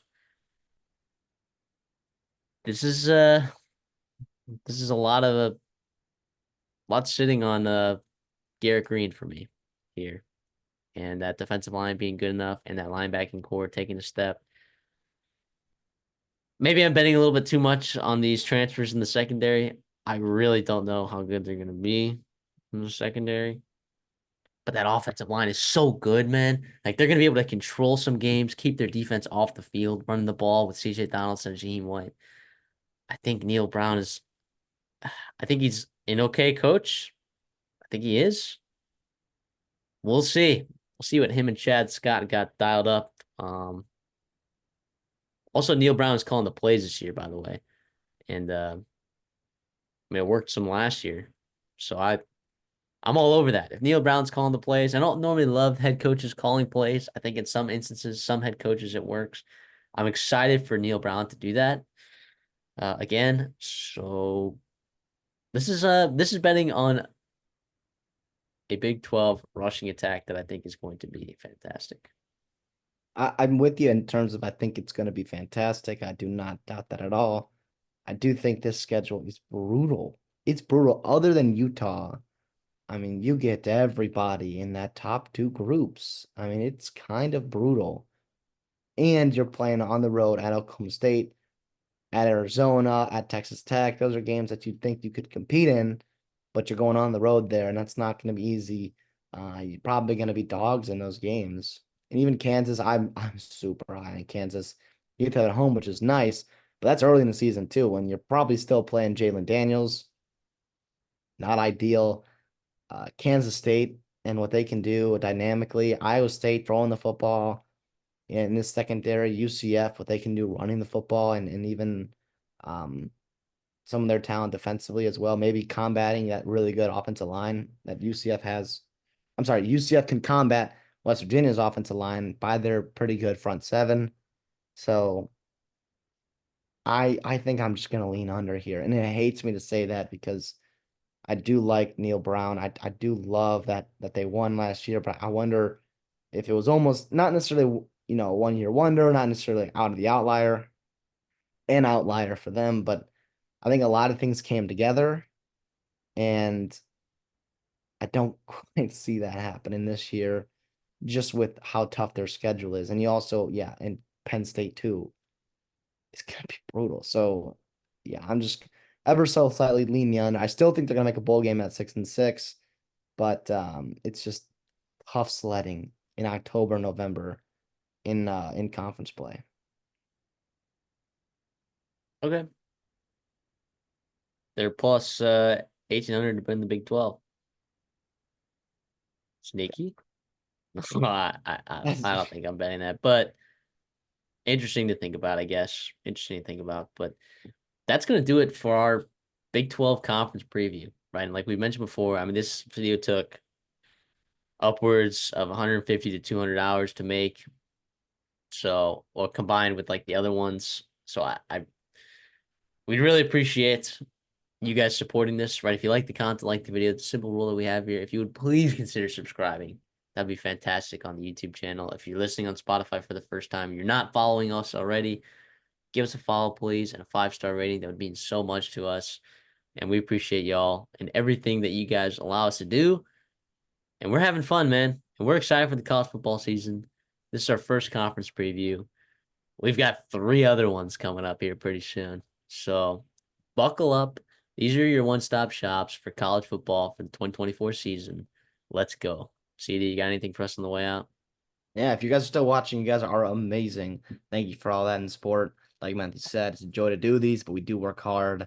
So we love seeing the support to know that hard work pays off, and we hope you enjoyed. Big 12 fans, buckle up. Like Matthew said, it's going to be an awesome season. Hell yeah. And we'll see y'all in the next one.